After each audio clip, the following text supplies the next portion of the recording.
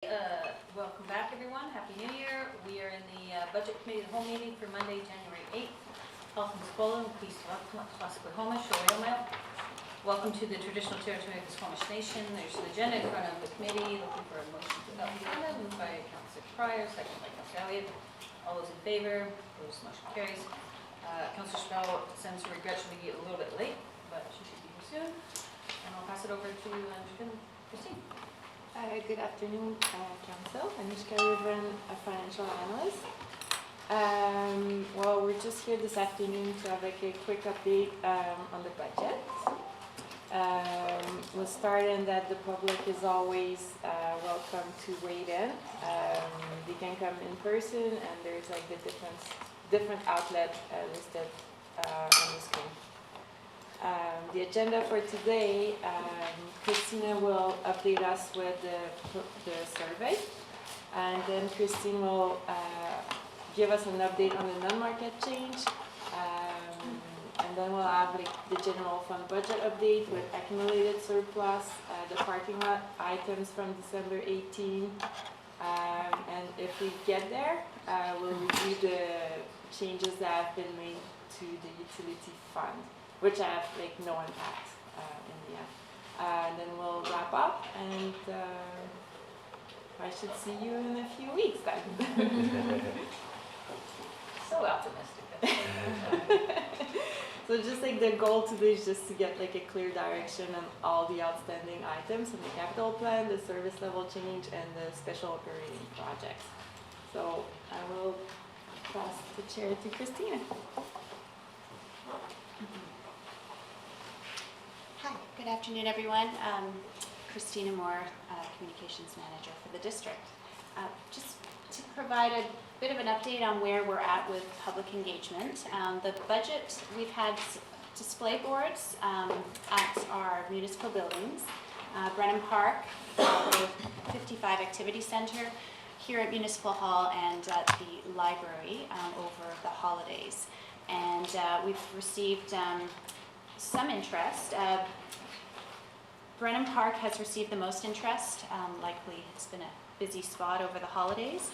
We've received 26 comments in the budget comment box, and we've also received quite a number of comments on a big whiteboard scroll wall that we had posted there. The themes that we received through Brennan Park are obviously recreation based for the greatest part. A second sheet of ice is a dominant theme, and interestingly, a water slide, I presume for the pool, was another popular theme that we saw quite a few times. Most of the comments were anonymous that were put into the budget boxes. You can see the comment boxes there in that bottom corner. However, one of them, the gentleman left his name, Richard McRae, wrote, "We're in serious need of another ice rink. Kids are leaving our programs because of the lack of ice time. With a booming young demographic, why not encourage even more activities, i.e. through more ice times?" This is what our scroll wall looked like this morning. I've erased it so that we can start again and get more feedback. Some of the anonymous comments and the themes that we saw through this. We need a second sheet of ice. With all the user groups now, our kids are suffering. Hockey went from 5 days a week down to 3 days a week. And that received about 5 individual comments through the boxes. Free transit for 18 and under should be available from September to June during the school year. A number of comments were relating to an improved gymnastics area. A comment was received looking for off-leash dog trails. Affordable housing was mentioned 3 different times. The town is growing beyond belief. We need affordable housing, more schools, and a hospital upgrade. A wave pool / water slide received 6 comments through the box, and you can see a number of comments on here as well. A water park has been mentioned as well, in addition to or instead of the water slide. And we also received a comment to keep the community gardens downtown, that was appreciated. So far, we haven't received any comments at the other buildings, so we'll continue to remind citizens that the boards are there and the budget binders are there for them to take a look through and hopefully receive some, or hopefully provide us with some feedback. Just prior to the holidays, we also introduced this interactive online tool, which I took council through on the 18th. We've received, we have some statistics to share with you today. Our budget page, our landing page at squamish.ca/budget has been looked at about 114 times over the last few weeks. With this particular tool, the interactive tool, receiving 75 page views, with an average time spent on the page of about 3 minutes and 27 seconds. So people are getting into the tool, scrolling around, and hopefully absorbing some of the information. We have only received one comment online through this channel. It was an email sent to our budget feedback at squamish.ca. And Mike Aubrey wrote, "I wish to comment on the current level of service as it relates to the green bin service. This summer we had curbside pickup of organic materials, which goes a long way in removing items from the landfill. I believe from the amount of bins at the curb each week that the program is working. Council decision for bi-monthly removal the rest of the year should be revisited with the aim of providing weekly service. As a homeowner, I can fill my bins every week with organic matter from my garden and yard maintenance. The winter storms bring a lot of material down which can be disposed properly instead of finding its way in the garbage disposal. If the district is serious about recycling, then weekly organic material service should be provided." And that is my update for today. Thanks. Council, any questions?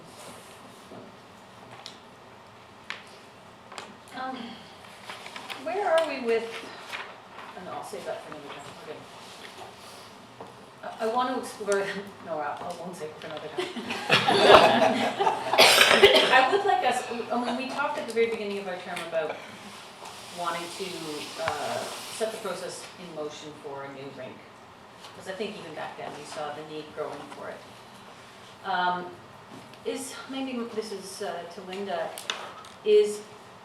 do you think the rec staff is ready to sort of give us a quick analysis of the need? Because we haven't really had a needs update in terms of when we hear today that hockey's down to 3 days instead of 5 days, and we haven't had that information from the council in a long time in terms of the usership and the times and all that.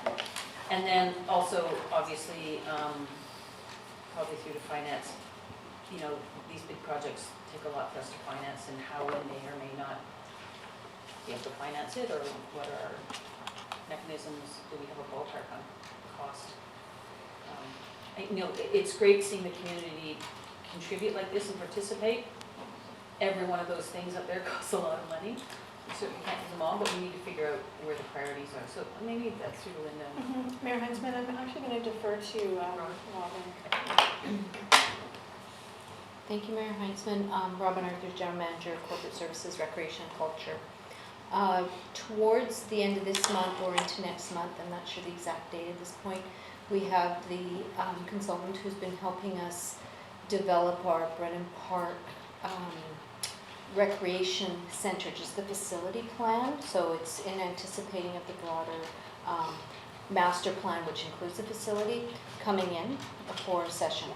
And what that will include is some assumptions, and it's the kickoff part on the consultation piece where we can actually do a real community-based needs assessment and consultation with this consultant. So they've got some very blue sky, high level plans for the facility, and really what it is a kicking off point to ground truth and say, are these the needs that the community wants in this priority, and we can take council through that, less than a month.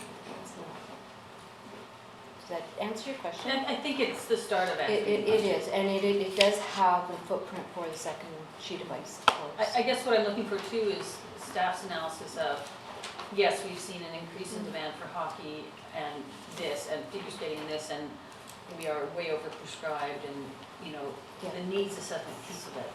There is that in there, and it's based on our population growth, and it's based on, you know, the fact that our facility's 35 years old, and it was based on X population, Yeah, okay, and now we've doubled. Awesome. Councillor Stroh. Thanks, and Robin, thank you, that's great, having an analysis at that point, but, you know, I'm concerned with an analysis going to the public already, that the school board is doing a separate consultation without any discussion, we still haven't met with the school board. Brendan Park is the geographic center of our community, downtown is not. Having facilities at Brendan Park that could be either municipal facilities where people could, you know, like having combined services at Brendan Park, as well as a financial model that looks beyond just recreation facilities is badly needed. You know, asking the community to finance is almost impossible at this point, but having financial models that actually work with developers or work with shared facilities need to be included in that plan. I think just having a grandiose plan of what we need, as well as the pool isn't a competition size pool, so our swim teams are leaving the community to do competitions. We don't have a gym facility, we don't have a community Okay, we're gonna gym get that facility. whole conversation, so. And, No, no, but it's coming, she was just told that. and, you In a know, month. Yeah, And, less than a month. hold on a second. The question is, has there been consultation with the school district, and where are we with that? so that will be coming because we've budgeted this year to do a comprehensive engagement and consultation. What we can build is, when we get these comments and directions, we can build that into the plan. You know, we have an upcoming meeting with the school board, we can throw that on the agenda. and- It's on the- Mhm, yeah. Yeah, but I'm assuming, maybe that staff is in constant communication with school board staff on a number of related issues. Yeah. Peter? Oh, and to that point, the funding point, we do have the policy coming forward for 3T, do we not? So Well, what we could- have coming soon is a sponsorship policy, and it includes multiple levels of Oh, sponsorship. Yeah, I don't know if it addresses 3Ps per se, because that's not sponsorship, but again. we should have access to Councillor Rice? Thank you. I remember in my first term, there was a report that came through the Recreation Master Plan, if I recall correctly, and one of the things I recall from that was the tipping point for a new arena was a population of about 22,500, which is at the rate we're going about 5 years away. So if that is still valid, then certainly this is the time to start planning. I agree with that, because it could take us that long to get everything put together before we actually start building it. But the other thing is that the larger master plan for recreation services is coming when? I missed that point. It's just for Brennan Park, so it's the Brennan Park master plan. Oh, okay. Probably, I can't remember if we set it up for the end of January or within the first 2 weeks of February, but it's quick, it's coming down the road. And the reason I ask that is because, and I guess we'll get to it at that time, you know, you see people here obviously invested in minor hockey, putting comments like that, but there's also the question of whether that's the best bang for the buck. And is it better to build 2 soccer fields instead? Or could we do both? So there's a whole priority and issue to be discussed, I think, coming out of that. So I'd be looking for that in the larger master plan, perhaps. So, if I might, one of the things that we've talked about as well, like this is a sub of the real estate strategy, as Council saw, obviously. And one of the things that we've been talking about, like the Director Greg and I, is, you know, we know Council wants some sort of a referendum question on the ballot, and how could we get that question into part of the consultation piece for Brennan Park and the engagement. based on, it would just be, an opinion one, it wouldn't be a binding, but it would have to do with prioritizing recreation needs. And because we have a whole community that comes out to the polls, and it's not just the special interest groups that comes to some of these consultation and engagement sessions. It's very community-wide, and that'll depend on, we'll need another form of engagement for that with the election, but it is just a thought and something that we were going to bring forward after the Cassian consultant comes forward to talk to council about and explore what would that look like, how could that look, what would it look like on a ballot. Okay. Thanks. Facility needs more than recreation. I don't want, separating out recreation is one thing, but when you can have facilities should be multi-purpose. Nowadays, we shouldn't be having facilities be specifically for programming. They can meet a variety of needs.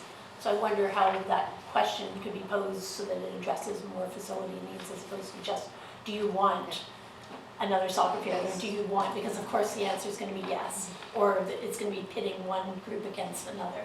So if we can design the question that it actually captures future facilities needs, would be excellent. If that's part of the plan. Karen? Just in regards to the budget, one of the comments on the scroll wall at Brennan Park was actually on the other side. I don't know if you took a picture of both sides. I did. I only showed you one here, but I have the other comments as well. So one of the other ones that I saw up there was the cleanliness of the change rooms. And so I'm curious about how we decide how much cleaning time we need with regard to use. So when there's like a hockey tournament on, or when there's a swimming, or even just Saturdays when there's a ton of kids going through for swim lessons. I mean, certainly one of the things my children have commented on is that the change rooms, especially for the pool, get pretty grotty, and how often they're cleaned. And so where do we look at service level increases to make sure that our facilities are staying as clean as possible throughout the day, especially through those high use times? So that's just a curiosity I have. And maybe we can bring it back to budget, or even if it's worthy of a conversation on public works or something, we can talk about it as well. Does staff want to talk a little bit about how that is right now? No, okay. But to Karen's point, this last weekend there was a hockey tournament at the arena, and I'm not sure if the guy is new or not because I haven't seen him there before. But he was going through all the locker rooms, all of the change rooms for the hockey teams, between each game, mopping the floors down, cleaning everything up, running the showers and all that stuff. And I'm sure he carries that through the entire facility. But I had not seen him in there before. He was a new face to me, and I'm in there quite a bit with my boys. So it was refreshing to see that because he was doing a great job. So I'm not sure where that came from or if that's a new addition to our employees. But it was a welcome sight. I'm wondering, just because the question was asked about the organic waste collection yearly, we are increasing weekly organic on the spring end and the fall end. So maybe we just outline that just because it was referenced in the meeting, we could speak to it directly too. Sure, I can do that. Do we know? I don't. Off the top of your head, I just thought it was asked, so I thought, You're just gonna yeah. Yes, we can. Yeah. Come on. Do you, Or Chris can answer. Chris, so just so people know exactly, we are extending it in the spring. Yeah, I think it's a total of 10 weeks, 2 in the fall and 8 in the spring, I think. People are nodding their heads. Right, and so that brings us into April in the spring and October in the fall, or how does that work? May, I think, in the spring, May. early May. So, excuse me, I see this on the parking lot. Are we going through? we're gonna go through that after, it's just, I just Perfect. thought I just noticed that address when I was gonna comments ask that about. were brought up through the public consultation. Yeah, just while I was away, I heard lots of feedback on the transit addition or expansion, so. And Oh, yeah, I see that it's on the we'll decision, get so to that. I'll make that. Thanks. Thank you. But Christine, I have one more question for you, I'm sorry. Do you, when you look at these numbers of 75 responses or 100 and whatever looks or 75 books on the site. What, do you see that as a, I mean, it's budget, so it's pretty dry to people, it might just turn most burdens off, but do you see that as a good response, or Yeah. do we want to? I mean, I think part of the challenge is the time of year. You know, people are focused, on their own busy lives over the holidays.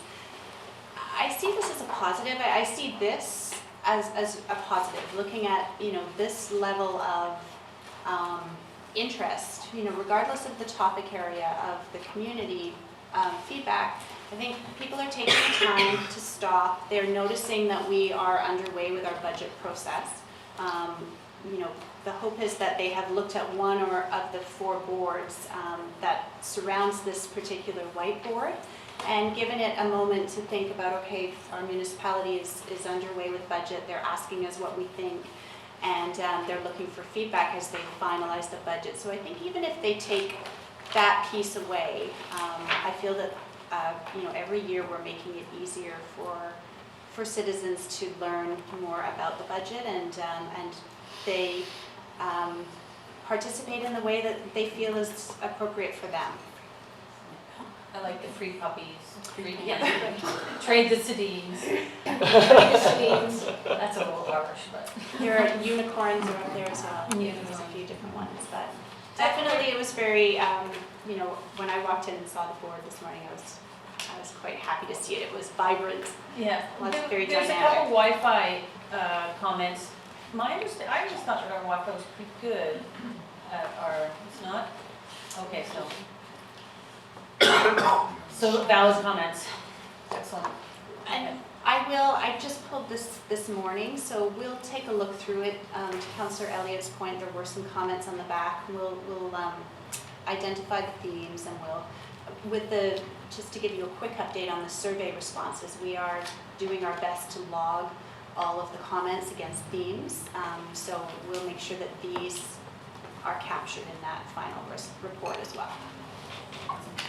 Do you have another comment? Just to your point about the Wi-Fi, I know that in the budget there was a line item there about 8,000 for to upgrade the Wi-Fi at Brown Park for a workaround for the current provider. Yeah, I won't use their name, but the current provider, because it makes it difficult to log in and all of that. Control of the speed and all that. Excellent. Thanks, Christine. For the organic collection, we're adding 4 additional weeks in the spring. And that brings us to what date start? It is 1 week in April, I think. Yeah. Next in May. And then, And one- I've got the details here. So 1 additional week in April, 2 in May, and 1 in June. And then in the fall as well? 2 weeks in the fall as well? I think we already had the fall last year. I think that That was was, in yeah. the prior years. We did last year. So. Or this year, actually. 2017, whatever year it is now. That was last year.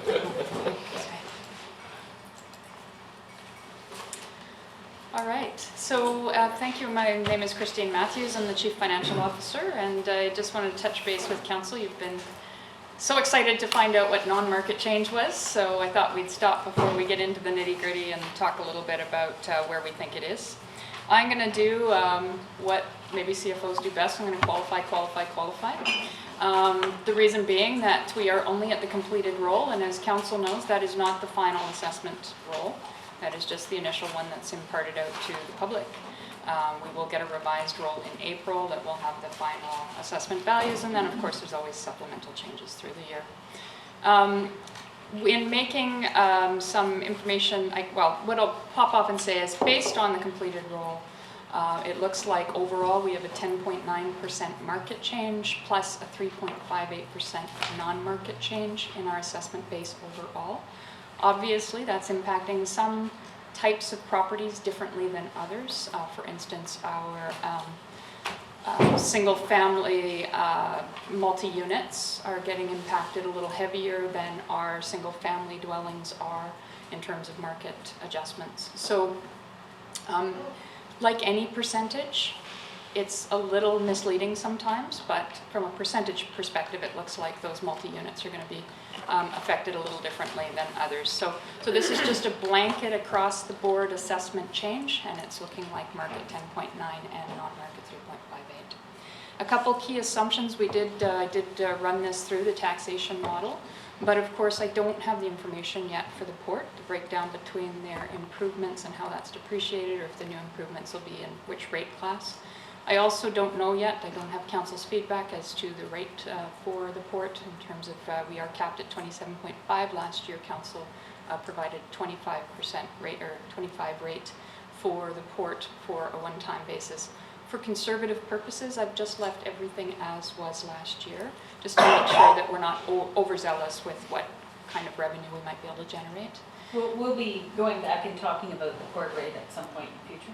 Absolutely. So when the revised rule comes out in March, April, that's when we really get into tax theory and rate and review council's opinions about ratios, rates, etc. from a class perspective. That's why we're keeping everything really high level, and that's why I'm qualifying, amongst other reasons.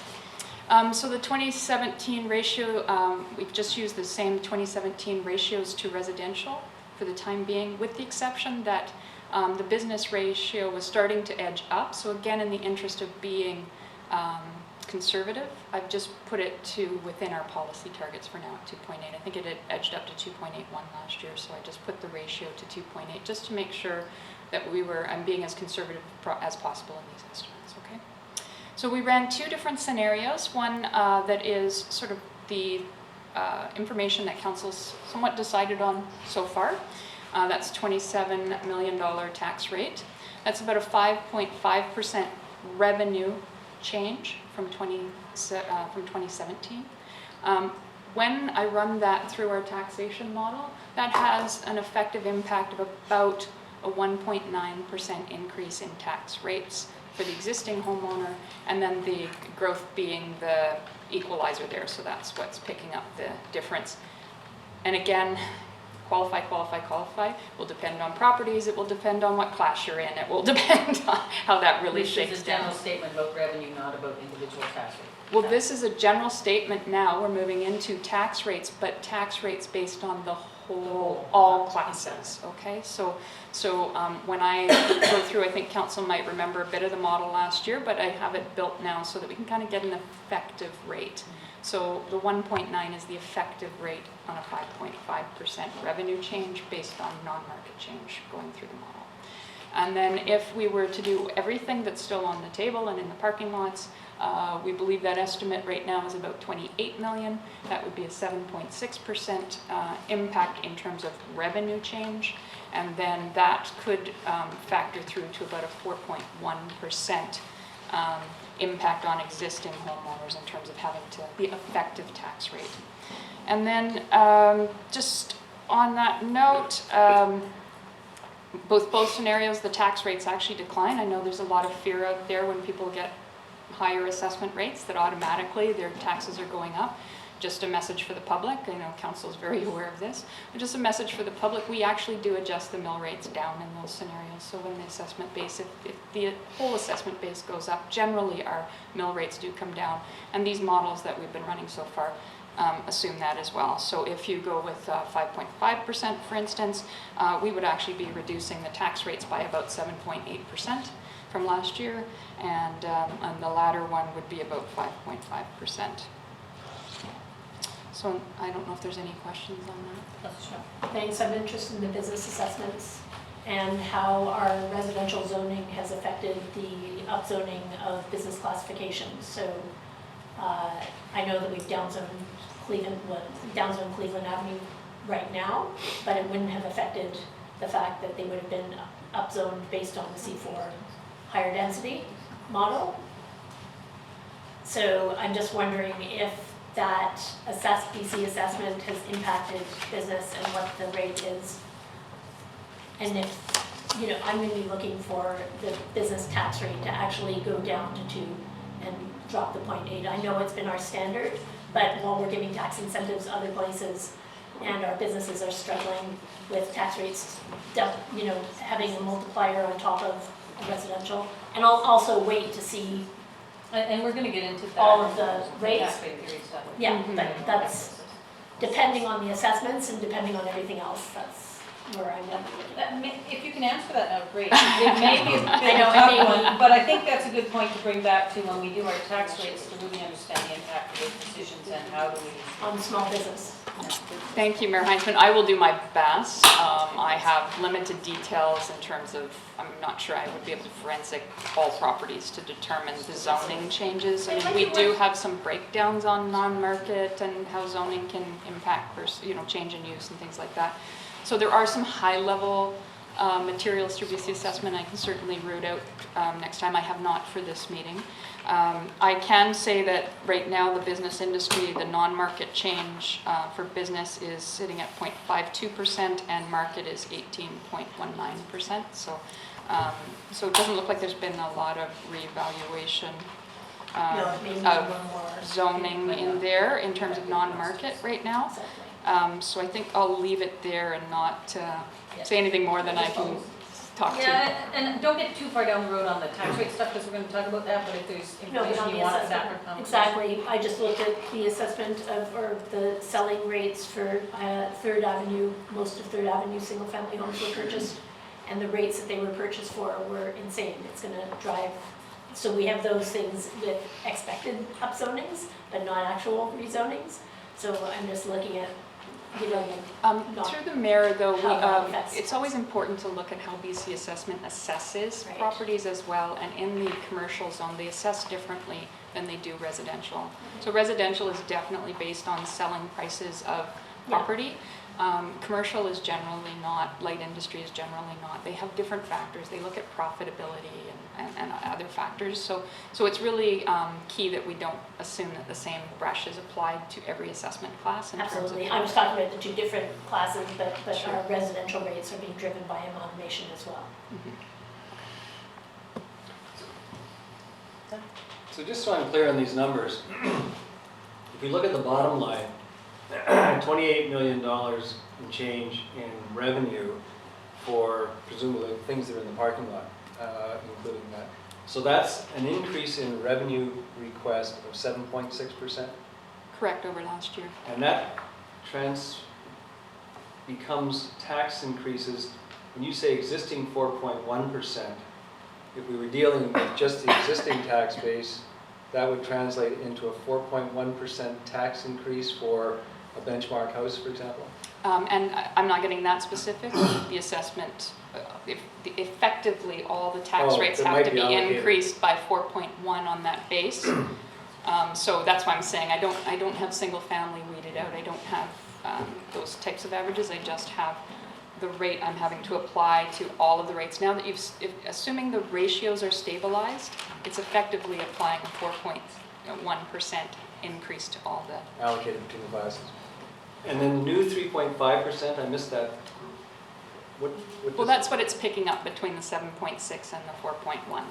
So the whole, the entire assessment, including the new, would result, if we requested $28 million in revenue, would result in an average increase in taxes of 3.5%. No, I'm saying 4.1. And what is? It's going to impact your existing base Right. by about 4.1. So I think that's really the magic number you're trying to hone in on, frankly. And what was the new 3.5 then? I missed it. It's just the residual. So what I'm trying to do is, if you look at the non-market change up at the top as being 3.58%, that doesn't translate purely all the time. As you can see, it's translating somewhat close, but it doesn't purely translate through. You can't always bank that it's going to be exactly 3.6%. So all I'm saying there, and maybe the new is confusing, maybe I shouldn't have provided it to you, but I'm essentially assuming then that of a revenue increase need, that the residual is being picked up by new assessment base. Clear as mud? Well, okay, Basically 5.5 minus 1.9 is 3.6. It's the yeah, I get that part. Okay, good, thank you. Okay. Yep. Quick question. When we get the completed roll, does it tend to go up or down? I haven't done a huge trend analysis on it, but generally it makes sense it will go down. Because what they're doing is they're sending out, and guess what, if I'm under-assessed, I'm People are probably challenging. not running back to tell me the assessment they've made a mistake. So it's people challenging their assessment, so it's likely to go down. I just wanna Generally make likely that to go a little understood lower. by everybody. Okay, thank you. There's other things they look at through that period, but I would say it's safer to assume it's going to go down. Thank you. All right, so the next thing, accumulated surplus, and Anushka had mentioned this was just for the general fund. I'm going to, again, have to qualify. We are making some substantial reviews of our equity positions right now as part of our year-end process. There's been a lot of different bodies running through the building over the last 3 years. We've had 2 different consultants and a different staff person trying to run year-end. We're taking a little more fulsome review of it this year to make sure everything's lining up, because we've had with the SODC wind up and stuff, there's been a couple things where I've kind of tilted my head and went, that doesn't make sense. So we're going back in and doing some fulsome review right now.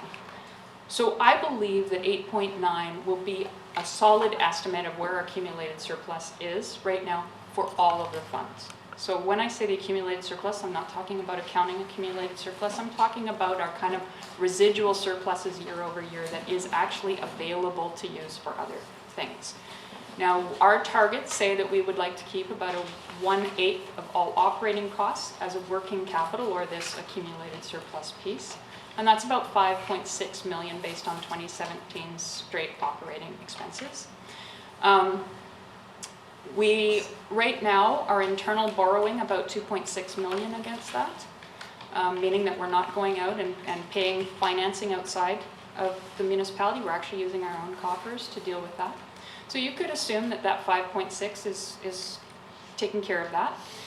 What's a little bit worrisome is that from time to time, capital at the year end will probably do another 3.5 million of internal borrowing when we finish all our funding of our capital programs before we can take it to borrowing in the spring or fall. So we can go for interim borrowing. We may go for interim borrowing. We're doing that more. But as you can see, that's now a pressure of about 6.1 million of kind of cash that we readily use without having to go to a bank and draw on other types of borrowing. The beauty of that is that generally we borrow money at about 2% on a short-term basis, and we invest it at about 1%. So you do get a little bit of an overall savings when we hold some working capital. The other thing that is not factored into those two numbers is that about 68% of our revenues are subject to a mid-year collection. So that's our taxation and our utility fees. So again, we use our working capital to cash flow. So with all that in mind, I'm probably going to say that I think it's safe. I think you have probably about $2 million of playroom that if you wanted to fund some projects this year, I think that's doable. I think I'm going to reserve judgment with council's permission as to actually physically moving any working capital to capital reserves right now until I have a clearer picture coming out of this year-end forensic exercise that we're going through to just make sure that we're comfortable with where we are before we start deciding to divest our working capital and move it to other capital reserves. Any questions on that? I thought I heard you say 2 different things. Okay. Our borrowing rates are higher than investment rates. It says up there, but I thought you said our borrowing rates are lower than investment rates. No, our borrowing rates are about 2 and our investment rates would be about 1. So generally it costs more to borrow more money than for us, than- that if we're holding and investing our Okay. funds. So there's a bit of a 1%. Okay, I thought I heard what, I thought you said I something might have said it different. wrong. So I just wanted to clarify that. Thanks. Any other questions? Was that a hand? Councilor? Yes, sorry, Go ahead. just getting close to the excuse me, close to the microphone. So the target of 1/8 of operating 5.6 million is essentially the same money as the internal and added internal. It's not plus, plus, plus. Thank you. It definitely could be, as long as you don't want to hold any emergency funding. The only point I'm making is that we're actually edging over that 1/8 Right. when we're using our funds right now. So I'm not sure 1/8 targets is as great as it could be.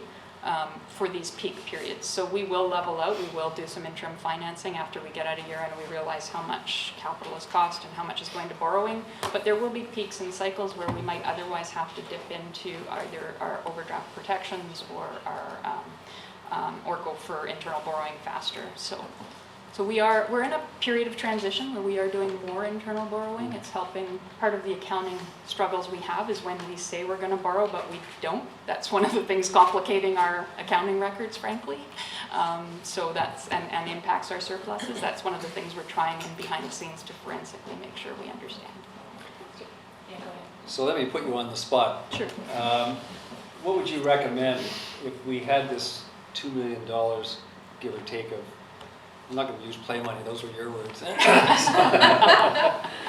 but cushion, what would be a responsible thing to do? Because we could easily take it all and just put it against capital or other one-off items without sort of affecting. We've had this discussion about keeping the revenue level at a certain point, but there's a whole bunch of capital and things like that we could apply it to. Is that the prudent thing to do, or would we consider maybe just taking part of that, half of that, for example, and see where we stand next year before we commit to the other half, and sort of instead of dropping I it think off? I know her answer. Well, thank you so much. Thank you so much for setting that up for me. So I lost you a softball. Can I add to that, just, our target in our financial plan is 180. And you alluded to, should we reevaluate, so if you could wrap that into that. Should it be 180 or should it be Sure. more conservative? And that's going to depend. I mean, one of the things that I think we could do a better job of, frankly, is from an internal perspective, is getting some better investment policies and borrowing policies. So we have some work to do. There's no doubt about it. And so I'd like to kind of refrain from getting too definitive about that right now until we sort through what some of those policies might be. Regarding the general concept of how would I steer you right now, I am going to circle back to that concept that we try to get a bit of a steady state with your project envelopes. So thank you for bringing that up. I really prefer you don't over dilute that down, because it does, year over year, it's like an operating budget in that it doesn't go away. It's a different project, but it doesn't go away. You need a certain steady state to deal with the various strategic priorities, various maintenance and facility projects along the way. And so I am going to keep pushing you to get to at least a basic level so that we stabilize rates, because that's another key financial policy for us. So what you should be looking for are those things that are maybe unusual or outside of the norm to look at funding from a accumulated surplus perspective. I had another profound thought, but I kind of lost it there, so just bear with me for a moment. So But deep, though. it was so deep that I lost it. Got buried down there. But it was something that Councillor Race had brought up, so I wanted to revisit it. But maybe if I may, just hold on it, and then I'm sure it'll swing back. I have Susan this year. Thanks. I'm interested in the equity review and what's on the balance sheet as far as equity. Is it all our properties? Is it already liquefied? Is it just cash equity we're measuring? Is it all our equity? So thank you. So when I refer to two different terms, Yeah. right? There's accumulated surplus from a financial accounting perspective, financial statements. They take in all aspects of it. They take our equity and assets. They take our reserves and our designated surpluses, and they take what I'm referring to here, our open, unappropriated surpluses, okay? For budget, we focus in on this one, the unappropriated, and whether we can carry it and use it for other purposes. We do have other designated surplus, things like the cyclical reserve that funds things like elections, GIS remapping, things along that line. We do have a provision for protective services right now, which is being held. There's some residual funds there. I think we'll probably talk to you more as we go through the parking lot about some potential uses for that. So this is just strictly the general pots for each of the funds. Okay, thank you. Peter? You mentioned that there was some internal reconciliation to the letter. You knew that there was that $2 million available. When might that happen so we can confirm whether or not that is true? So we're in the middle of it now, but really until the auditors come through and give their blessing and everything, we won't be fully comfortable until we've had a few masterminds. So we've had some of our consultants look at it now. I was looking at it pretty heavily on the weekend in terms of discriminating From a financial statement perspective, we feel that overall the equities and surpluses stated there are correct, right? But that's consolidated with all our companies and ourselves, and frankly, the auditors care less about what's this unappropriated piece and what's just equity in general. So that's where sometimes they and our internal staff come into a misstep, and they've kind of given us entries and we book those entries, and then we kind of go, but that doesn't really paint the story of what is actually available to use. So that's one of the things we're just trying to sort out right now. Interfund accounting is, it's an interesting animal, and not all accountants walking off the street from private sector, it takes them a little while to get in the groove with it. So just bear with us, we do think that we're getting there. No, it sounds like you don't necessarily want to get into that today in terms of what capital things we may or may not consider using accumulated surplus. I think there was some items in the parking Oh, lot. so we can't talk about that? So You're I ready to- absolutely, okay, good. that's one of the reasons I brought it here. I think it is safe to say that we can do some key There's things. some There's, wiggle room there. yeah, there's some strategic things we might want to do, just like we do every other budget round using accumulated surplus if it makes sense. Okay. What I'm suggesting is prior to this, I had said, I think as our accumulated surpluses start to ramp up, maybe we could start to move them to our land sale reserves and or our capital reserves and make a concerted effort to help beef those up for some of the other emerging issues. And I remember the profound thing now. Excellent, I knew if you just kept talking about them. I don't know how profound it is, but here you go. The other thing I was going to suggest is that right now our capital targets, so we've been doing direct funding of 1.5 million into our capital plan from taxation, and we've been doing approximately $1 million of direct, and for our general fund, direct into our capital reserve. As I look at the emerging real estate facility strategy, flood management protection and ISMP projects and stuff, I think we're going to be woefully low on that. So that was the other point I wanted to make is I just don't want to keep diluting our contributions to capital and capital reserves.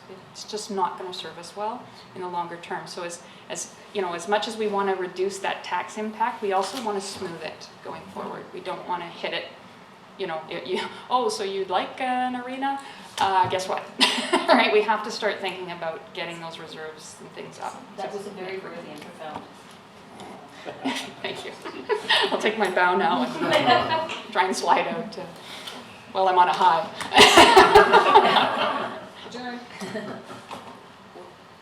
Yes. Well, just on that point, and I forget, maybe you can remember what our present budget financial plan calls for capital contributions, because that comes out of operating, so we're taxing at that level for it this year, and that's the thing I think we have to be careful about diluting, if I understand you correctly.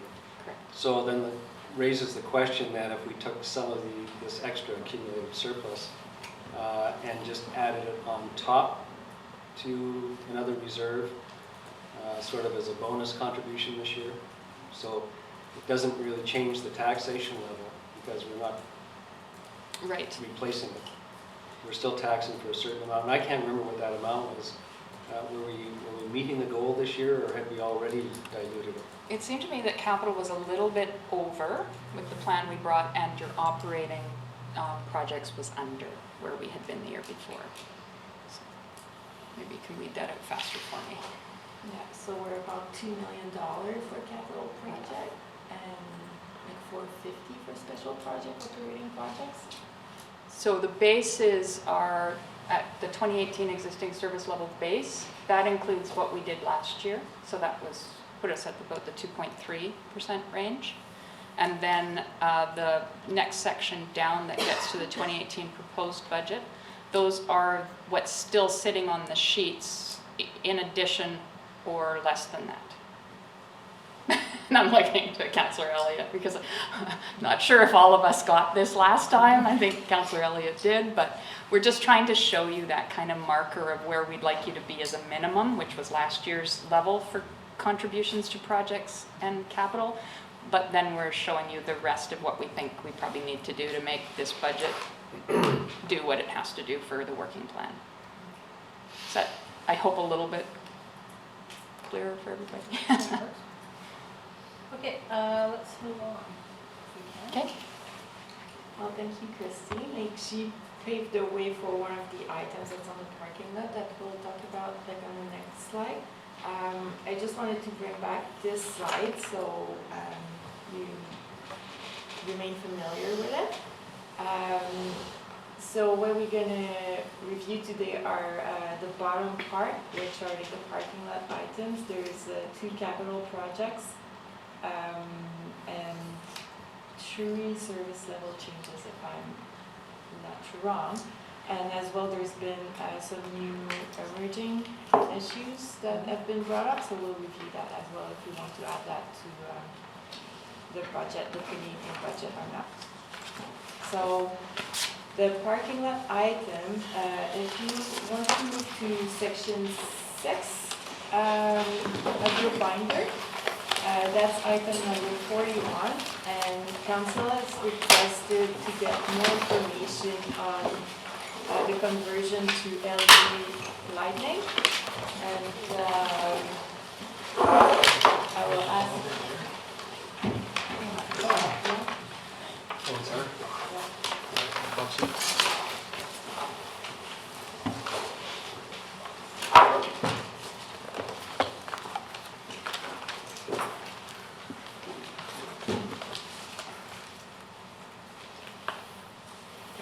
Afternoon. Mayor, Council, staff, I'm Bob Smith, I'm the Director of Public Works for the district, and here to talk to you about LED lighting. So as a quick history, for 2017 what we asked for is to improve our replacement program. So when an existing light goes out, we would replace it with LED. We also asked for the beginning of a program to start replacing LEDs in a more systematic fashion, so kind of block by block or area by area. The first program, we call it the missing tooth program because it kind of looks a little funny in the neighborhood. You got a bright light and then a couple of dull ones and then a bright light. So we're trying that, and we're feeling that we will carry on with that program under our existing budget for streetlights. The savings that we get from putting in the LEDs has given us the ability to fund that program to make that work. So we can, as we go, we'll replace with LEDs. So the question really comes down to how do we go about upgrading all of the LEDs. So there's a few challenges that we have. We don't know exactly how many lights are out there. That's one of them. We're working on getting our inventory up. That's one of the priorities for our electrician this year is to get those numbers. Based on our GIS best estimates, there are about 1,000 streetlights out there. So what we've done is we've come up with a 10-year plan to deal with just the overheads. So that's our existing plan. That's the $27,000 plan. It doesn't deal with the decorative lights, so the stuff downtown, Tantalus, some of the newer communities. Those lights are a lot more expensive to upgrade and to replace and get into LEDs. So the idea with the 10-year plan was just to look at the Cobra head style. So that's the metal kind of standard looking lamp standard. And again, that is it's about replacing about 89 a year. It's about $27,000, $28,000 a year to do that. The decorative, for a total cost of Cobra heads of about $255,000. The decorative on their own, we've got about 280, and their cost to replace is about $215,000, so significantly more. So in speaking to Gary Buxton, his suggestion was to look for you guys to kind of come up with maybe a 3-year or 4-year plan. So when we did that, we incorporated the decorative lights as well. So you kind of skews things a little bit because as soon as you add the expensive ones, the replacement cost becomes a little bit more. So our total cost for replacement is about $470,000. And if we look at going for a 3-year replacement plan, the payback is about 9.5 years. If we go with a 4-year plan, it's about 11 years. The reason those numbers are so different is the longer that we keep the existing infrastructure in there, the higher it is to maintain that. It's kind of the nature of the beast with the existing lamps. They last about 15,000 hours, whereas the LEDs last about 100,000 hours.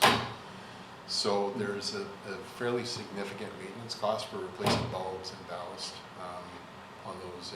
And again, a lot of it is, it's not very efficient because we replace them as they go out. It's typically in different neighborhoods, so it can be quite expensive to do the maintenance on the existing infrastructure. So that's kind of the summary. Again, the existing plan that we have is to replace the Cobra heads. From our perspective, our recommendation would be to sit with this program for a year. Let us get our inventory. To be honest, as we wait, the costs come down on these things. When I looked at it when I first was with the district, an LED fixture was over $1,000. Now they're about $325 per fixture, so it's a significant drop in cost.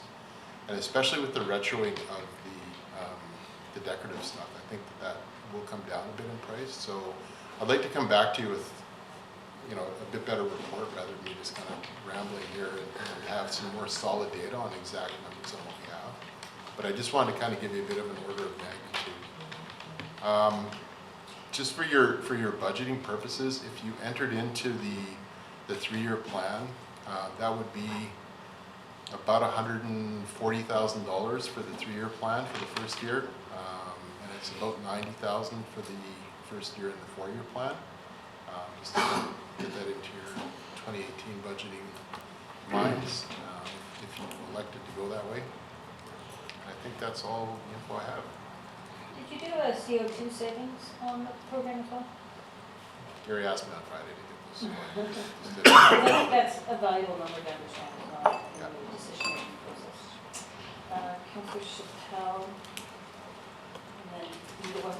No, it wasn't, I didn't, I already. Councillor Brock. Yeah, thanks. And you kind of answered my question. I mean, thinking about it, 5 years ago, we looked at the lighting, and back then I was going, well, why don't we just do them all? Well, we dropped the price from $1,000 a bulb down to $250. That was good we didn't. But with a little bit of extra money to spend on things, that's what I was thinking. I mean, why don't we do them all? Instead of having a 9-year return, why not go for a 4-year return and just do them all? Do we hire that out? I mean, we don't do our own bulbs, right? We have a company that comes in and does them. Correct. We go through a call for quotations and hire a local contractor. And I know that going to UBCM, when you go through the fair that they have there, everyone's trying to sell you bulbs. There's 5 or 6 outfits there. I don't know. So if we're waiting for you to have more information, I would think at least we should have the number and the time savings on doing them all in one shot, and we might be able to get a better price from a company coming in to do that work. Karen. I'm just thinking, how long will it take to get a proper inventory done? Because obviously, if we're going to speed up this implementation, we want to do a bulk buy so that we're getting the best deal. So, do we actually have time in this budget cycle to do the inventory and purchase what we need and start thinking, or is that why you are asking for it? There's other reasons as well. I just want to make sure that these things work the way that they're being sold to us as working. We're getting a little bit of feedback from some of the communities where we put them in from the lights a little bit too bright, and it was kind of funny. The people that don't have them in front of their house want them. The people that do have them don't want them. And so we're getting some of that feedback, and it'd be nice to kind of be able to have all of that information to bring it back. In answer to your question, our best estimate right now is about $475,000, $470,000 to replace all of them, including the decorative. So that's kind of the big number if you wanted to do it all in one shot. As for us doing the installs, yes, we use a contractor, and our plan would be to rely on them entirely. Right now, what we've done is we've done a bulk buy on the fixtures, and we're storing them. Obviously, we can't store too many, so we've got enough to do our program, but certainly not enough to store 1,000 heads. You're done? Can you hear myself? Just a question on the lumens values of these lights, the LED versus the conventional one that we have in there now. How big of a difference is it? The wattage is the typical wattage for metal halide, or there's a couple of different types that we have. They're usually about 190, and what we're replacing them with is 58.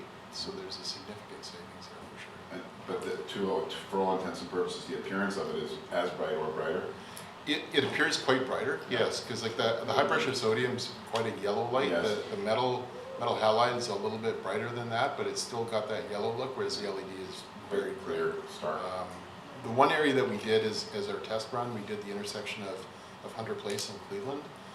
We brought a lighting engineer in to review that because we wanted to make sure that it was done properly, and it was woefully underlit. Like the lights that we put in there were too light. So we actually went with the 82s, I think they were, watt LEDs, and that brought it up to today's standards. And so it's significantly brighter on that intersection now. You'll notice it now that I've told you, but I don't know if you've noticed it before. And it changes over time. As the bulb gets older, it degrades, yeah. Yes. So it's hard to If I can just compare. follow up, but I think your plan's a sound one though, to wait for a year and just, I mean, obviously the overheads I think are the key pieces here because they're what lights the streets, they're for safety at night, they're for cars, they're for people walking and biking, et cetera, et cetera. So I think to address those first is a very prudent idea. When you did your analysis of the ROI, what hydro rates were you using? Like, did you scale it according to hydro's increasing Yes. rates? Ian Larkin is our And maybe what we could get is an actual, instead of a sort of, an actual memo with the analysis would be. correct. Yeah, I normally I would have that for you. Yeah. Again, this is a bit of a hurry up offense.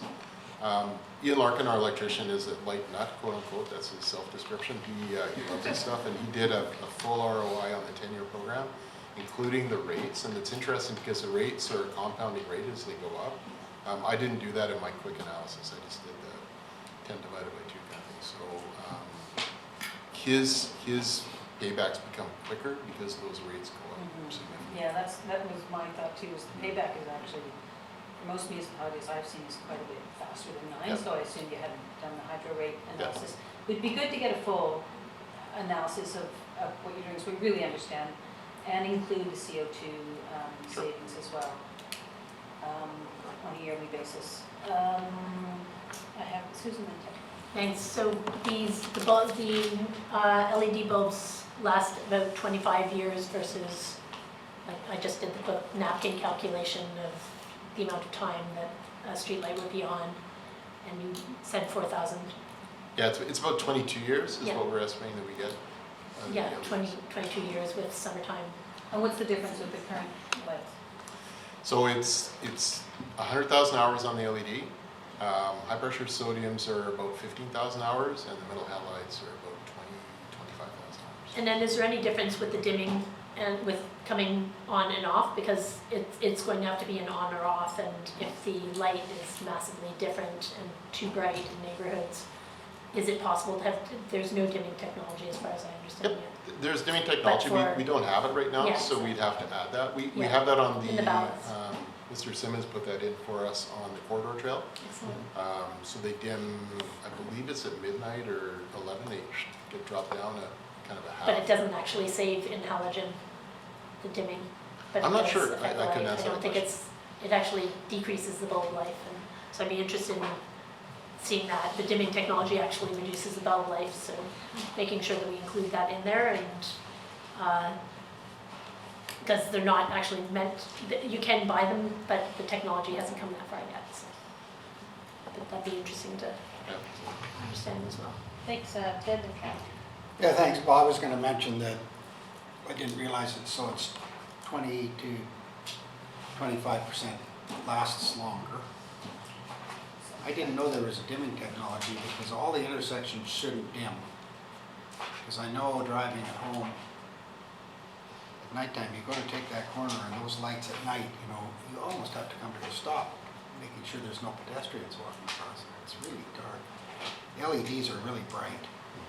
But, my discussions with the lighting people at UBCM is, they said they'd come out, they'll do the inventory. Of course, they're trying to sell it, but I don't know, are we doing the calculations on how much this is gonna cost based on unit price, or are we sending it out and getting a kind of a mock-up quote from a supplier? we're doing the calculations. We're working with BC Hydro on this as well, so we're getting some of their feedback on cost per bulb and life. Because a lot of us don't know the life because Yeah.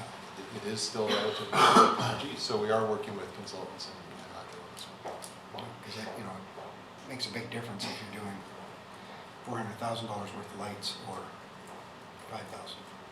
Yeah, and it's important that we do an assessment of our infrastructure, just like we do with all of our infrastructure, to make sure that the poles actually sound, that it's, so that needs to happen as well. Here. There's actually an argument for doing the implementation over time, or else every 22 years we have these big spikes and we'll have to replace all the lights at the same time. So actually it makes more sense to There's stagger ways of over planning for reasonable. that, though. There are ways of planning for That's that, what I do but at my house. I mean, I think what I want to see is what's reasonable for us to replace on an ongoing basis with our own It's the needs. savings. It is a savings, but I also don't want all the streetlights to burn out in the same way. So, there's one thing spending $475,000 in 1 year, and then all of a sudden we're getting all these letters because all the streetlights have burnt out in the neighborhood at the exact same time. So I mean, we have to be conscious of the fact that it's wise to stagger this as well. And I think we're starting to do that, and this is, I guess, directed toward Christine, on a number of fronts, because we do have these spikes for a whole bunch of different reasons. And that's why we have a fleet management system, so that we don't have these spikes. And we can create the system whereby we can ensure that we're creating the reserves so we don't have blips in our, is that not correct, Christine?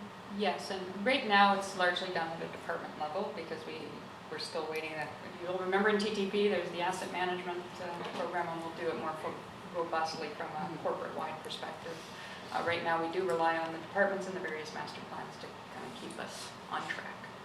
So it's not a perfect science yet here, but certainly all the individual departments work hard to watch those things.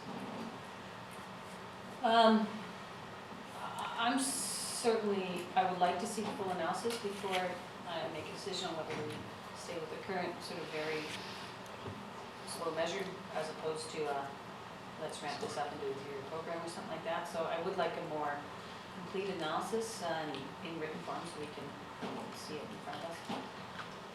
So I guess we'll keep that in the parking lot for now. Thanks. Now just to confirm, there's already $27K in the budget.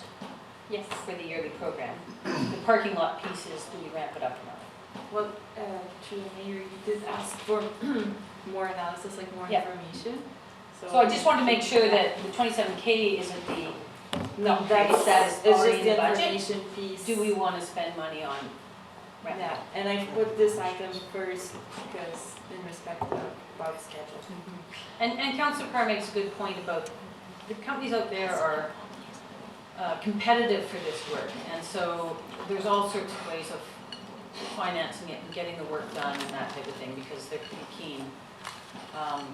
And then you layer in the whole smart cities, lamp posts, the sensors, technologies, and there may be other reasons why we want to either ramp it up or slow it down, but we're getting a little bit out of the conversation. But thanks, Bob. Thank you, Bob. Yes. You stealing the chocolate, Councillor Chappelle? He has to order double even more. I know, I take you for that. Community wayfinding. It's here. Do you want to get out of, do you want to talk about something else while Bob is here? Is that what I'm hearing? Yes. Okay. You like having Bob here. The water park. You're not Okay. free yet.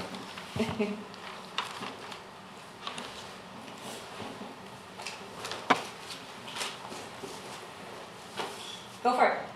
Okay, water park. So we sent one of our staff members off to get some training on water park maintenance, and they came back with quite a bit of information.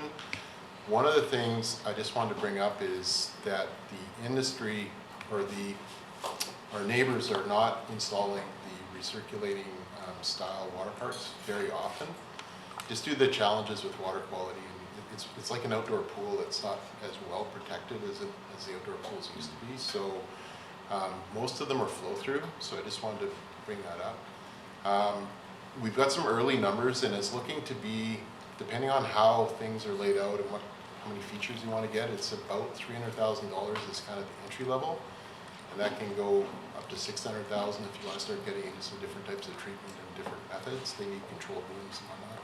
The other thing that we need to think about is where the kids are going to change and washroom facilities. So do you put it next to an existing facility that has those, or do you do standalone? Because if you build a standalone, that's probably going to be another, say, $200,000, $150,000 for that. So we can certainly get, again, this is kind of preliminary stuff, we can certainly get some more information, but I just wanted to give council a little bit of feedback on that.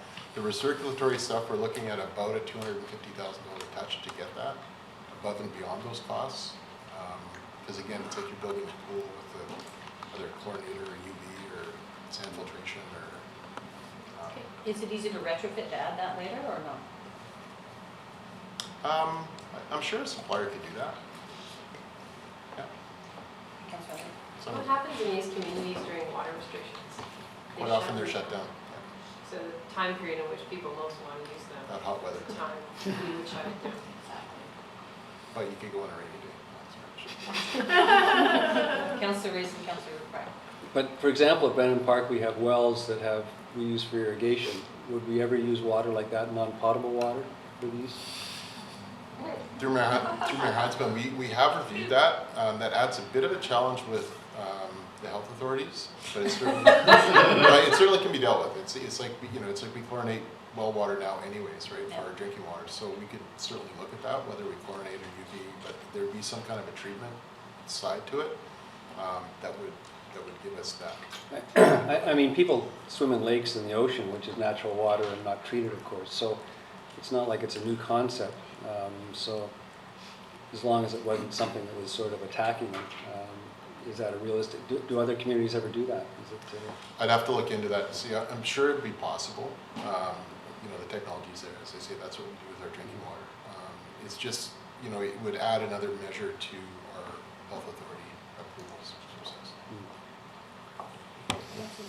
Well, I was going to say something similar because I thought if we had it near the ocean, you just hook it up to the ocean. But, when you say 250,000, it'd be kind of nice to have an idea if we're going to look at this, to have an idea.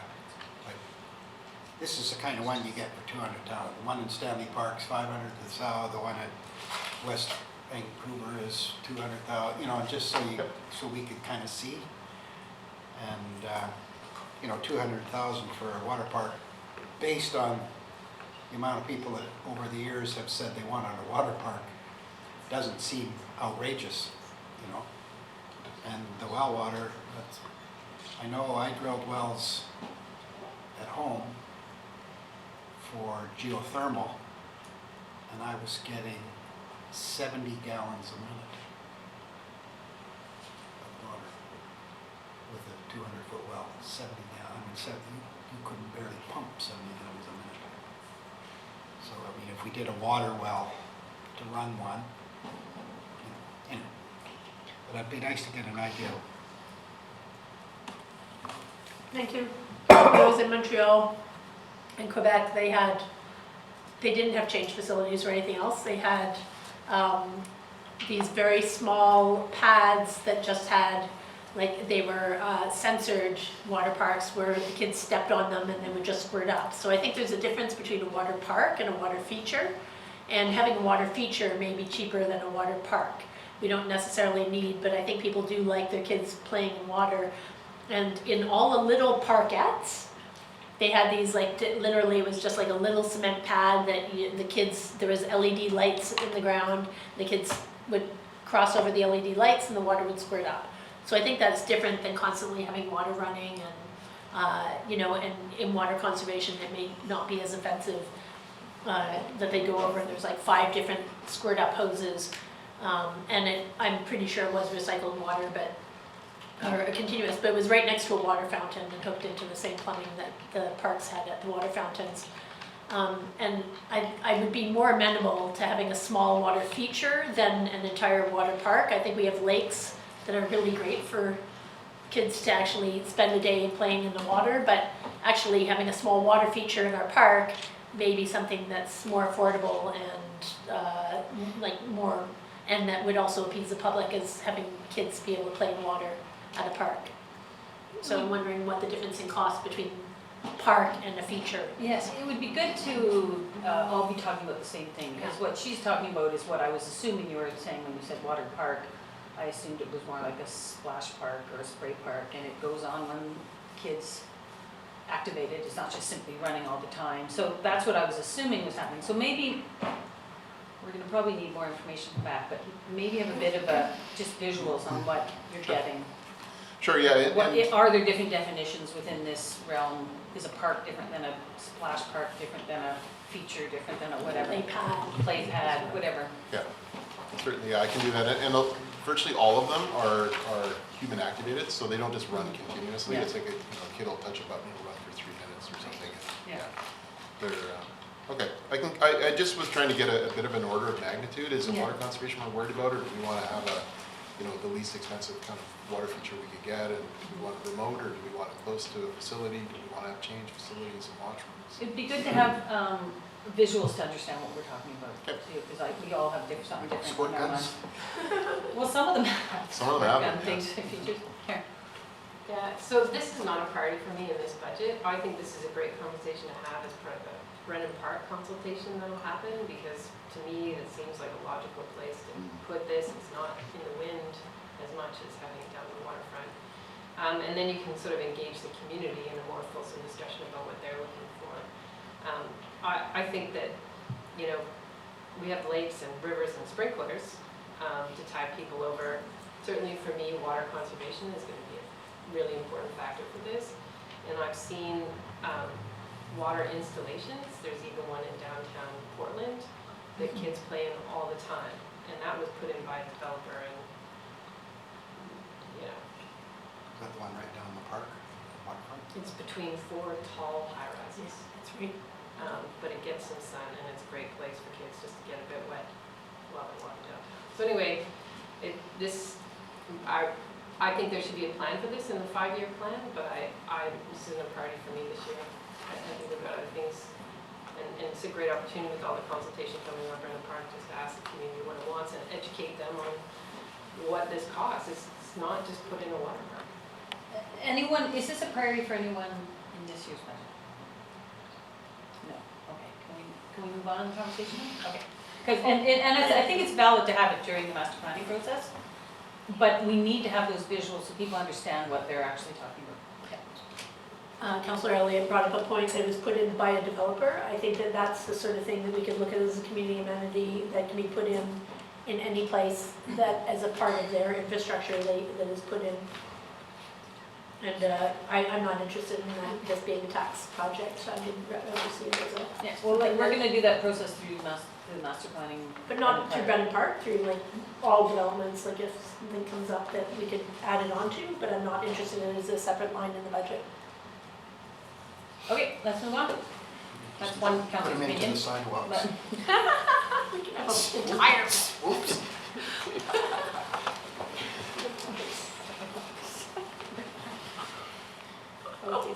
So next item is the community wayfinding project. That's a capital project number 42. So the question is the 175 currently part of the evaluation right now? The full 175 is still in there. Yeah, so we're proposing Thanks, Bob. to use the accumulated surplus instead of the taxation revenue to fund that project. I see an almost hand, but until I see it, Councillor.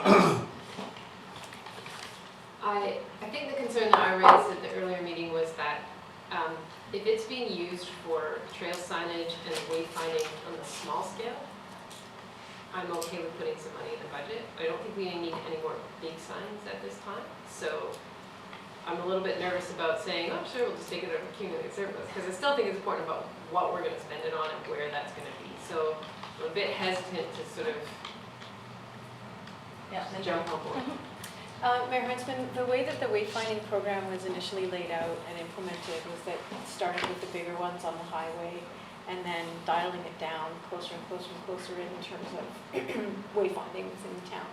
So going forward, the plan is not larger signs on the highway or monument signs necessarily, but focusing in on the smaller signs within town and trailheads to steer people. And so to it's speak. neighborhoods and all that. Yeah, and then we're also looking at working with the design team and the implementation team around more economical ways to put the signs up. So rather than its own base, like you've seen downtown, other ways to leverage street light posts and signposts and things like that to make it more economical as well. So that's being looked at. So I guess the short answer is, it won't be focused as much on the big signs this year.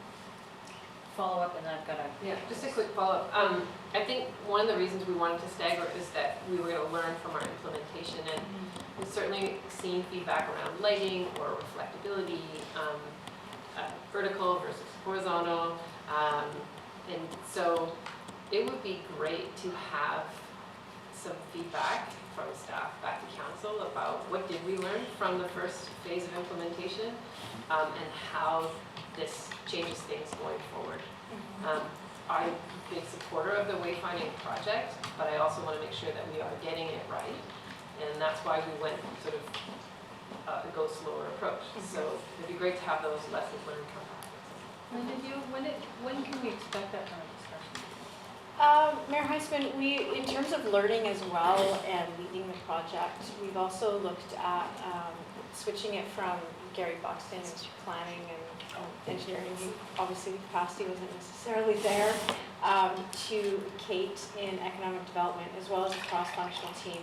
So between design and implementation, engineering techs, I'm aware that there's a whole comprehensive level of experience that needs to go into these signs that we definitely underestimated last year. So that's happening. In terms of timing to come back on the rest of it, learning, so lighting, reflection, legibility, ways to better do it. That's definitely in the works.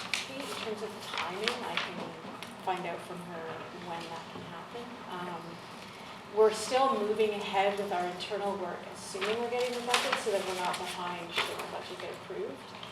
And that's not costing any money, it's just internal stuff. And so I'd say in about 4 weeks would be that. Thanks. I have Susan, Doug, and Ted. You're okay? Doug, Ted. Yeah, excuse me, without getting into the discussion about size and location of signs, and I take the point, we do want to do it right and get the feedback, but just on a purely how much money we're spending this year program, I think I suggested at the last meeting that we even consider speeding it up, and maybe that's not appropriate for those reasons. So if we did appropriate a portion of accumulated surplus, $175,000 to pay for this, now after the earlier discussion, my question is, does that dilute our revenue request, or was that something that is considered outside of special projects? So I just need to look to Anishka to just clarify for me if the 175 is currently in the 5.4 or in the... So 75 is in the 28, so the 175 would be in the 7.6, not the 5.5. Okay, so it's currently not diluting, it would not be diluting the capital. My concern in hearing the smaller program is whether it's truly capital. Oh, it's truly capital. And if it's going to be... Just smaller sizes. They're just. Well, depending on the nature of the signage, we might classify it differently. We might classify this as a special project from a purely accounting perspective, nothing for council to get too worried about.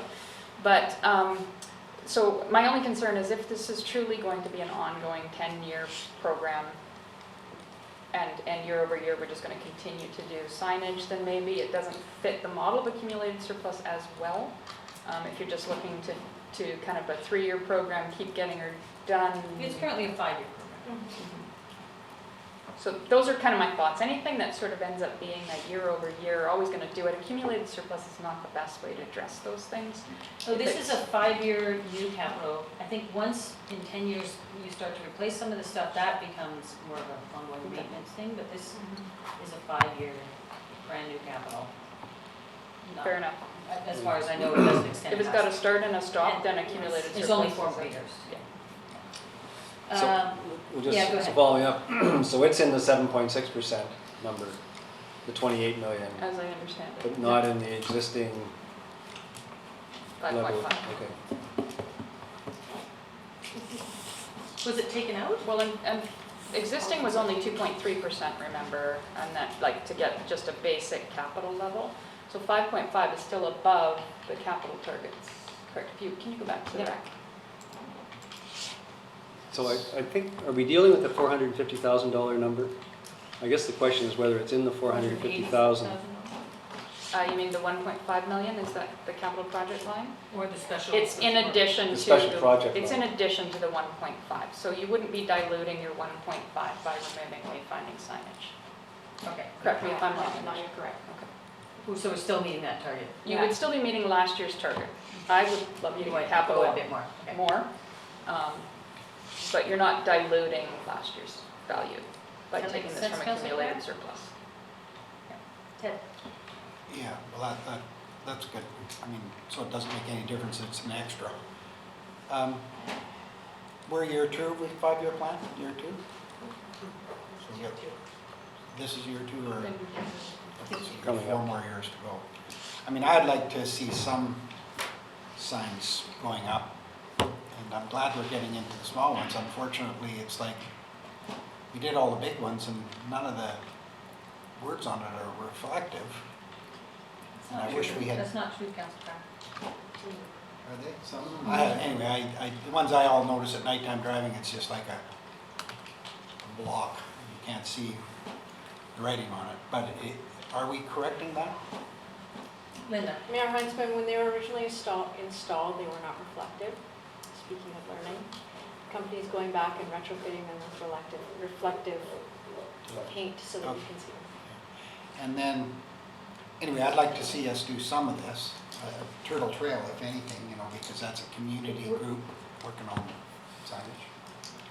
We're gonna get it back in a conversation couple about the weeks. actual, this is just the budget piece. And then, so when we have the conversation with Gary and that, the main entrance sign coming south, the Squamish sign, over the last, since they put it in, it's probably leaned about 4 inches. So it's no longer plumb, it's leaning. So, If you have comments like that, just tell engineering. well, I want it to be part of this report that we're gonna get with Gary. I just tell them to be anything, I want us to know. Okay. I saw another hand over here, was that you, Jeff? Yeah. Yeah, go ahead.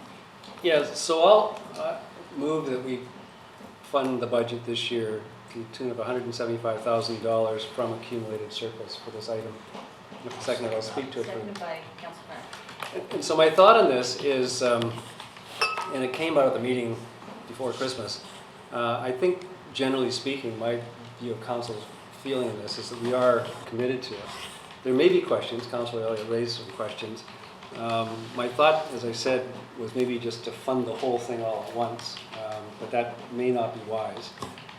So I think this is a good bite for this year to keep the program going. And next year, or the year after, if council sees fit, and we do get good feedback, we could consider just cleaning it off in a shorter period of time, possibly from accumulated surplus. That'll be a future decision again. But I thought it's perhaps appropriate for accumulated surplus because it is kind of a one-off capital increase of infrastructure, or upgrade of infrastructure, and so it might be the appropriate thing for that to keep it going. So that's the motion. Councillor Strong? Thanks, and I would agree with that. I wonder if in the wayfinding I wonder how the trailhead, like pointing towards what we're gonna be pointing towards, and I'm sure that'll come back, but how we're integrating renovation of trailheads and where we're pointing people, if it's residential or private property, how that all integrates into the program. So is it just existing, because we've done our wayfinding, the things like It's currently separate from the wayfinding program Right. itself, isn't it? like trail. But there are other budgets that may be applicable to trails. Yeah. correct? Yeah, that link is definitely down the road in the wayfinding program, but We can bring all of those back during that discussion in terms of the scope of the wayfinding program and how it dovetails into Other infrastructure. Maybe I'll tell you my concern is right now, you know, we've previously had a full parking lot for active transportation and we don't really have that right now, like, as far as people parking and reaching infrastructure, but making sure that all the places where people can, reach, because it's mostly recreation visitors. We have 300,000 people coming in over a summer with very little resources or public bathrooms. We have the adventure center, so making sure that people know where those resources are when they come to town is important. Yeah, exactly. And I'd like to see that information come back with wayfinding programs. Yeah, we've been at it for an hour and a half. Is council open to a 5-minute break and we'll come back? Sure. All right, we're in recess. Want to vote on this? Oh, yeah, we'll vote on this. I'll call the question. All those in favor? Opposed? Motion carries. We are back in our budget committee meeting of the 8th of January 2018. And I'll just pass it over to Anushka. Hi. So our next item is the BC transit service level change.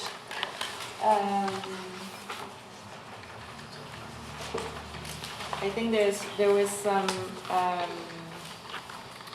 neighborhood discussion, and we have Chris here if you want more information.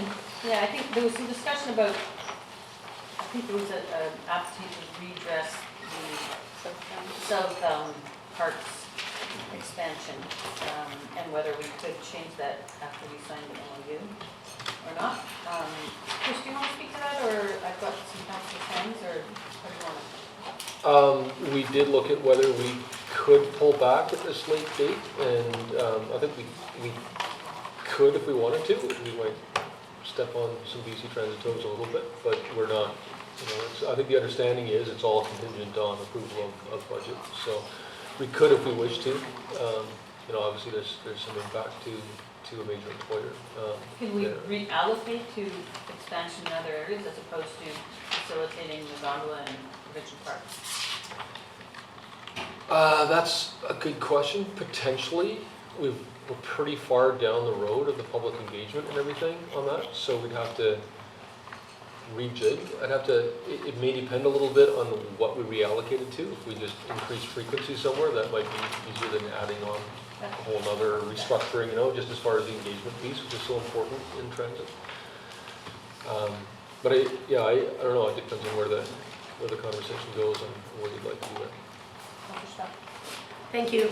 I was initially supportive of removing this, but after speaking to a lot of people that called me and were like, what's going on with the transit? There are many people in Squamish that utilize the parks and can't get to them because of various transit issues. As well, there was a father that called me and was talking about how his 14-year-old son, the gondola hires a lot of our youth, and they can't get there without transit, and it's their parents that end up having to drive them back and forth to the gondola because there's no current active transportation way to get to the gondola. And as one of our larger employers of our youth, I think that having transportation to them, and also I found pitting an RCMP officer against transit was, I think we have to look at it in isolation, and the contract that BC Transit, put together, eating peanuts before.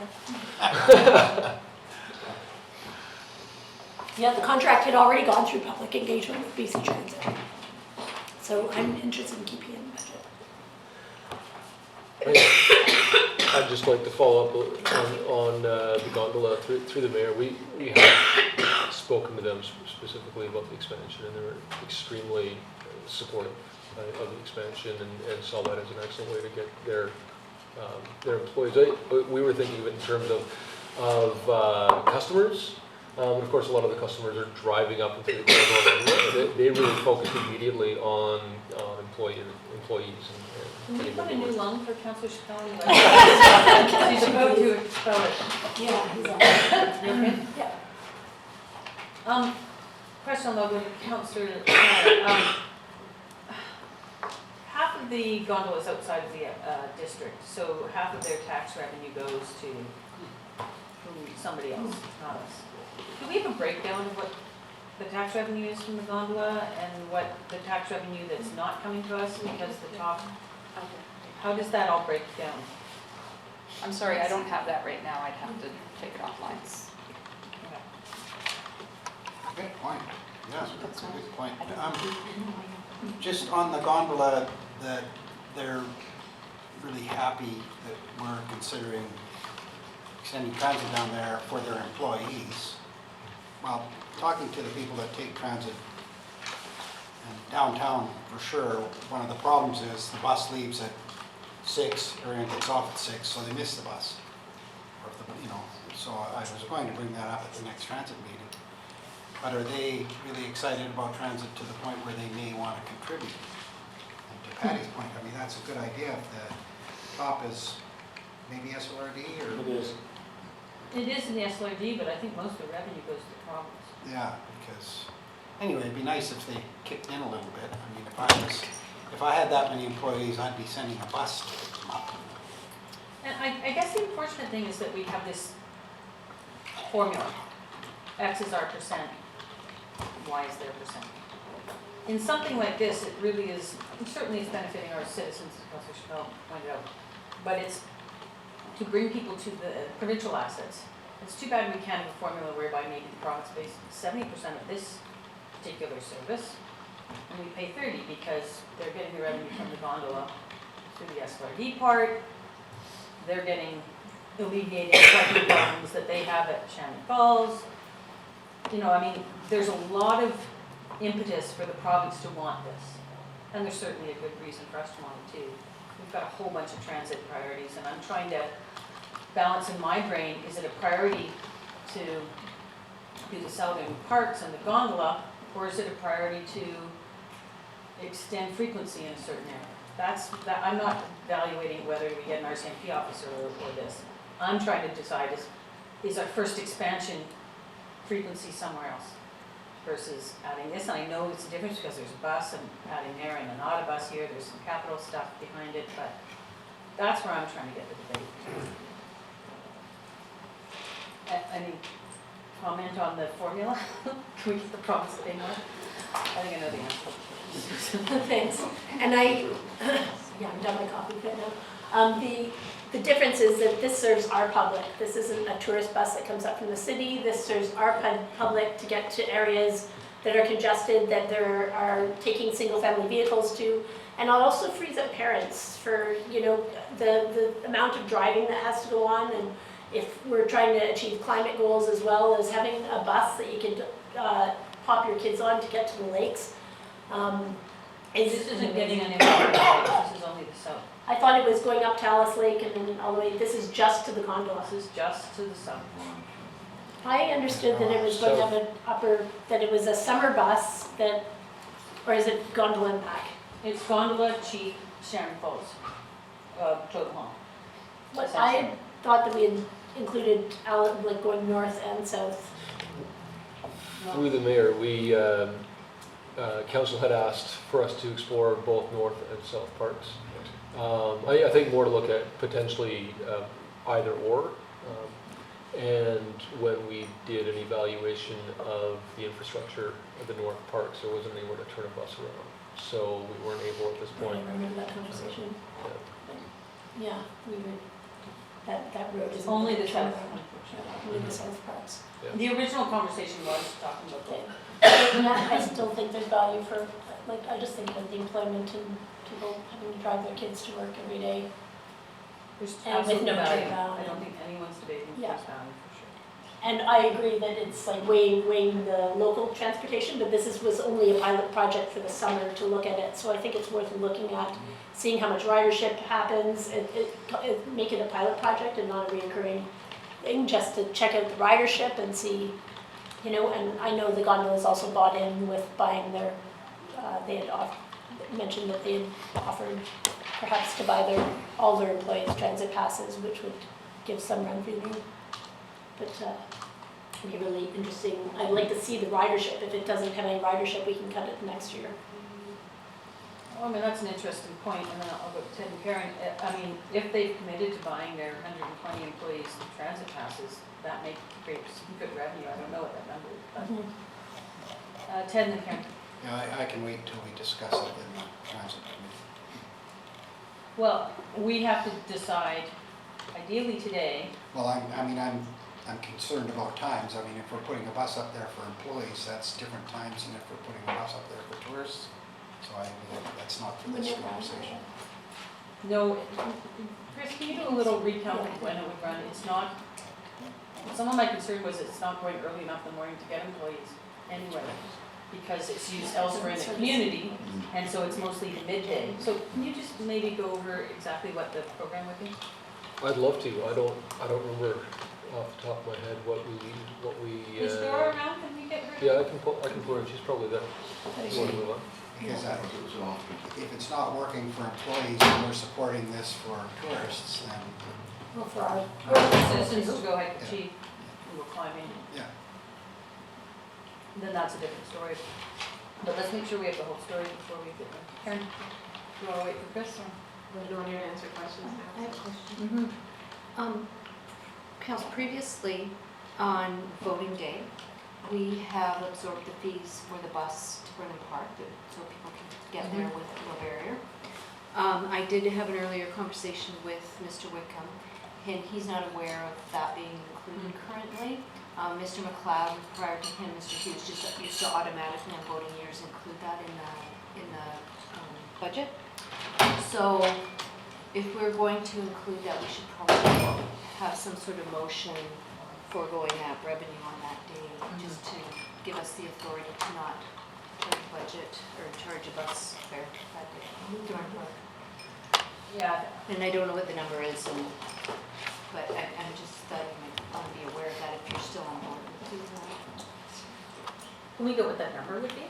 Do you remember we talked about buses to Brennan Park on voting day and what that number? Well, It was I don't know what. it was a relatively low number for that one day. It's and very low. Yeah, so if Yeah. we could just get the number, I think that goes without saying, and whatever motion we have to put forward, to make sure it's all done properly, then we'll make sure we get that in there. Yeah. And Dora's on her way. Great. Karen, do you have a question in the meantime? Do you want to wait for Dora? We'll wait for Nora. All right, we're going to park BC Transit. RCMP officer. Yeah. Mayor Huntsman, following our last meeting and in conversations with you with some ideas and then talking to staff, in terms of the staggering idea, so firefighter 1 year, RCMP officer the next, a solution which I should give you credit for is to stagger them in such a way that we hire both this year but don't start each employee until later in the year, so that the cost over the 2 years would be the same as staggering one for 4 year. And that's, so we're basically employing half a firefighter, starting them in June. So we have one new position, but half, and then it will go into an additional next year when there's 2 full-time. Correct. So the service level increase for this year would be the equivalent Of one. of 1, and same for next year. So we'd see another increase for next year, although they both be hired halfway through this year. That makes sense? Doug? Yeah, and I'm just looking at the sheet that was handed out, and it talks about the use of protective services reserved to fund the vehicle. Did 167 include a vehicle? Mayor Huntsman, I'm going to jump ahead of Jeff here because in talking to our CFO, our concern is that the employee amount that's in that sheet outside of the vehicle is not high enough. So yes, it did include the vehicle, and we're talking about not putting the vehicle through a reserve provision to take that expense out. But we need to circle back with the detail of what the employee number meant, because we have different numbers. And this position, 100% right. I can't read you, Jeff, I'm sorry. Was that intentional? In any event, we'll come back with the clear numbers on half RCMP, half firefighter, but yes, to also help with the tax impact, lowering it, is paying for the vehicle request out of the protective services provision, so that will further reduce the tax. And Can I just ask a general question about members per cars of the vehicle? We're adding one member and now we're adding a whole car. Do we have, how many cars at the RCMP, 8 or something, but we have 25 members? Why do we need a whole other car for this members? This is what tipping it over over? Yes, Mayor Heinzman, and Jeff can jump in if I get this incorrectly, but essentially there's a fleet replacement program for RCMP vehicles as well. $70,000 is provisioned for replacing cars. This additional car is not based one for one, it's based on the tipping point of the additional number, bringing up the need for the additional car for the whole detachment.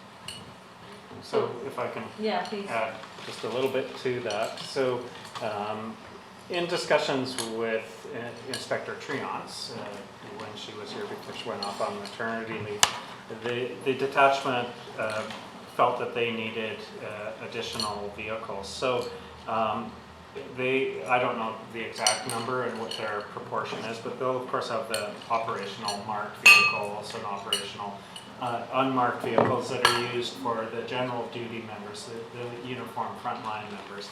And then they'll have some vehicles that are used and still equipped with emergency equipment and so forth for their investigative units and some administrative vehicles. So this vehicle would be to ensure that there's sufficient vehicles for the investigative capacity, given the uniqueness of this position. And then in the contract budget, there is, as Linda mentioned, a year after year replacement budget for vehicles, that will flow into that, as well as increases for gas and so forth. So as we go through a program of adding in future years, when will we need another car? I'm trying to understand the car I know it's not directly specific, but is there a car to member ratio? In most organizations, most police organizations, there is a ratio of individuals to vehicles, individuals to computer stations inside, and so forth. And I'm not sure exactly what that is for the RCMP, but if you increase by every 3 members, it may be that they need a car. I think that as regardless of council's decision on this particular ask, I know that Inspector Christie is interested in discussing a more wholesome approach to what the staffing needs might look like, and I think it would be appropriate to ask him to get into that discussion of, okay, what does that mean for how many vehicles and what tends to be the ratio of vehicles, and they have to have a certain amount of vehicles for, like a few weeks ago when one got wrecked, and then there's a time frame for getting those replacements. So I think that would help council as well. I don't have that for today. So with regard to funding both RCMP and fire on half-year basis, you gonna move that? No, I have a question. Yeah, go ahead. So our ongoing operational costs for the ongoing years is the 63,000 plus 48,000. What does it look like in years 2, 3, 4, 5? What is our ongoing operations commitment? So the RCMP cost, Yeah. is approximately 115,000 for salary, benefits, all the administrative costs, etc. For the firefighter, it is probably close to that $100,000 as well, by the time salary and benefits are over. So the amount that you were provided today is for the half year. Yeah, it's $100,500 for the firefighter for next year, and then year 3, $113,000. Reading from the spreadsheet. Give or take. So in subsequent years, 215,000 roughly. About But this two- year's budget just over 100,000. Yeah. And then But next salary year's benefits. increase would be about the same. those positions. So it's like doing one full-time position additional this year and next year, and then it would just be the full complement after that, depending on when you want to consider more in the future. Councillor Strong. I will move that with the staggering of hiring, that is supported, so I will move this commitment of staggering move of the that- RCMP officer and firefighter. Move that we fund both, if I may reword it just a little bit, Mm-hmm. and I'll look at Christine to clarify.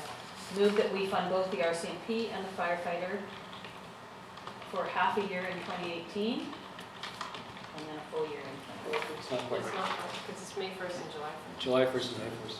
Should distinguish them. Oh, yeah, right, they don't have the same starting date. Is there a reason for that? The, Or just even out the cost? it evens out the cost to some degree, and with the firefighter, the earlier startup allows us to move to that second shift so that they can accommodate the training needs and so forth. And the July 1st date works with the RCMP as well. So as per the handout. I was also a question Yeah. on the dates, right? So that was to accommodate the RCMP, it wasn't just to accommodate the evening out of the numbers? Was Linda? it for the evening out of the numbers, or was it for accommodating the start date? Because I would be more apt to start it early in the season for the summer start because of the position. Go ahead. Mayor Heinzman, the staggering itself in terms of the math is based on smoothing out the cost, so basically halving the request. And then staff recommendation in terms of the start dates was based on strategy in terms of the fire department and speaking to the RCMP when it would work for them, given that we are prioritizing fire. And we have buy-in from both departments that those dates work. It's been moved by Councillor Chappell. Is it clear enough for you, what that was moved? Yes. Is there a seconder? Second by Councillor Race. Any more discussion? Call the question, all those in favor? Opposed? Motion carries. We are just ticking along. So the next item is. Can you go back to Dora? Oh, Dora's here. Dora, sorry. Excellent. Yeah. So we'll go back to the BC Transit one.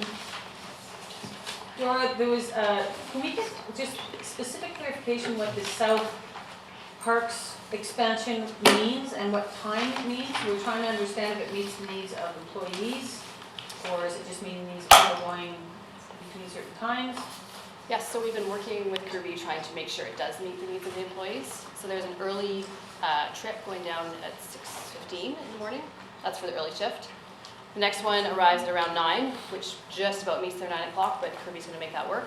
And then it goes until about 3 o'clock in the afternoon, and then there's a gap until about 6:15.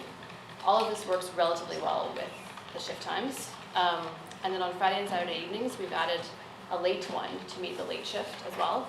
So it actually works relatively well for his shifts as well as for people using the gondola. Has Kirby said that there's a commitment that the gondola would buy bus passes for their employees? We've been discussing that. We haven't come to an exact dollar figure at this point, but he is interested in helping out, yes. Don't we have an exact dollar figure based on a monthly rate? We don't, so he suggested possibly 100 employee passes. It would be a 3-month pilot service, so that's approximately, but we haven't got that in writing at this point. I'm not sure. If it were to happen, it would be between $11,000 and $12,000 based on the monthly pass. And the pilot project 60? 64. Something, yeah. Okay. Well, I was gonna ask the same question. I mean, if they're gonna buy 100 passes, that makes it easier to support. But I wouldn't want them to say, oh, yeah, we will, and then we support it, and then they go, well, maybe we can't afford it. So I don't know if you could pin them down. I mean, I couldn't pin him down in a second, but I certainly could try. Well, it's, was it 10%? It's more than 10%. More than that, yeah. Of the cost that they'll chip in, and that makes a difference. Well, if it's 100 and our monthly pass is what, $25? 39 for Oh, adults. oh, okay, then it's $12,000. Yeah. the whole Thing thing is is. 50, So so it's it's quarters. a sixth-ish. Anyway, so, Councillor Sparks. I completely think this is a worthwhile program to fund for the first year. I'd like to have it be a pilot, it is already a pilot project, and really be mindful of monitoring how many people are using the transit.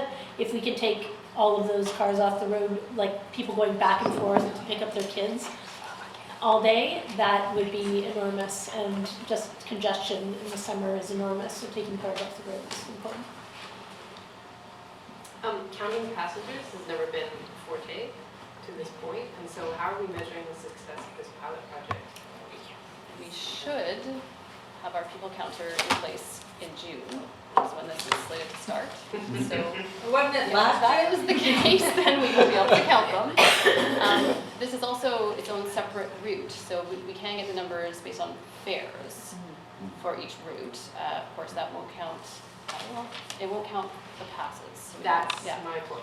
So So if he buys passes, I would want to know how many of his employees are actually using them.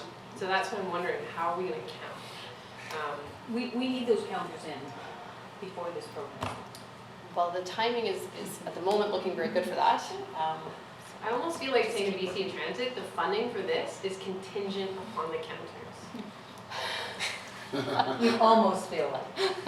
Well, I do. I mean, a pilot project doesn't work if at the end of those 3 months, they can't come back to us and say, it was this many people, this is the revenue we generated, X amount of those people were using a pass provided by the gondola.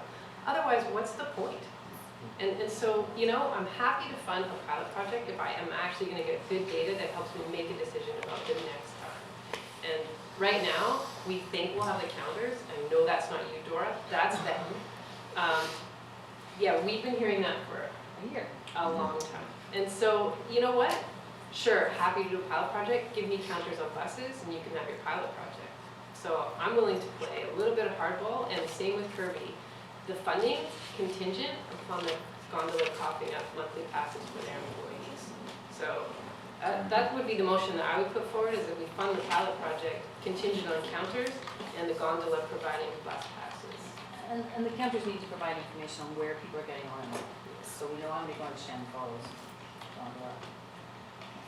Thanks, that's for our entire transit system, Yeah. and we all know that, and we've gone through this a million times, but seriously, public transportation, having public transportation is a public need and requirement for not having congestion in an extremely congested area. As well, we don't ask other employers to buck up for their employees by providing public transportation, and there's low-income people that actually would like to be able to go to the gondola, maybe hike up and take a cheap ride down. So like providing public transportation to large employment centers has been a public priority, and is government responsibility really to provide all our citizens access to our tourism resources. And it is mostly our citizens that have year-round gondola passes and like to go there and hike and maybe have a beer up top. And then it's pretty responsible of us to be able to provide transit back. So, yeah, and especially the events in the summer, you know, to have late evening transit. And that's what I was going to ask, is making sure that we have transit down at the end of the evening so that our citizens can get back into town and, you know, walk to wherever they're going. But like right now, everybody has to drive, and it's pretty. When would we have Crazy. confirmation of the actual bus schedule? Because I think it's critical to We have pretty it much late, have it in the right morning. now. Okay, BC Transit was just waiting for my final sign off on it, but okay, and it meets all those needs, done. yes. Yeah, to Ted and Karen's point, I'm not that stuck on making this contingent on purchase of passes by one employer. But this is a pilot project, which means it'll be reviewed next year. And so if there is an uptake, that's one of the things that will factor into the decision, for me at least, the decision next year, whether to continue this or not. And so I wouldn't necessarily overlay the whole thing with that. As far as the people counter goes, it would be helpful to have good data for a pilot project, but I don't know that it's practical to make this funding contingent on having people counters in place. But once again, I think BC Transit has to understand that this is a pilot project, and if we don't have good data, that will also factor into the decision next year. Susan and Ted. We have fare box data, and that's enough for me to make a decision. As long as we are heading upscale with actually earning cash off our, like adding to our revenue sources, that's enough data to me to make good decisions on. And people counters is really interesting. You can arrange your routes that way, but I wouldn't fund a trip system based on people counting. Because we have free programs, we have, you know, below youth programs. So, but I do want the people counters, but I agree with Doug that making this contingent on it is not something that's important. I'm happy to move. I've got speakers. Okay. I'm okay, Sue covered it. Okay. I still think the people counters are essential because we've made transit free for riders under 12. And if families are using this, we need to be able to count those folks. And fare box is not going to get us that information.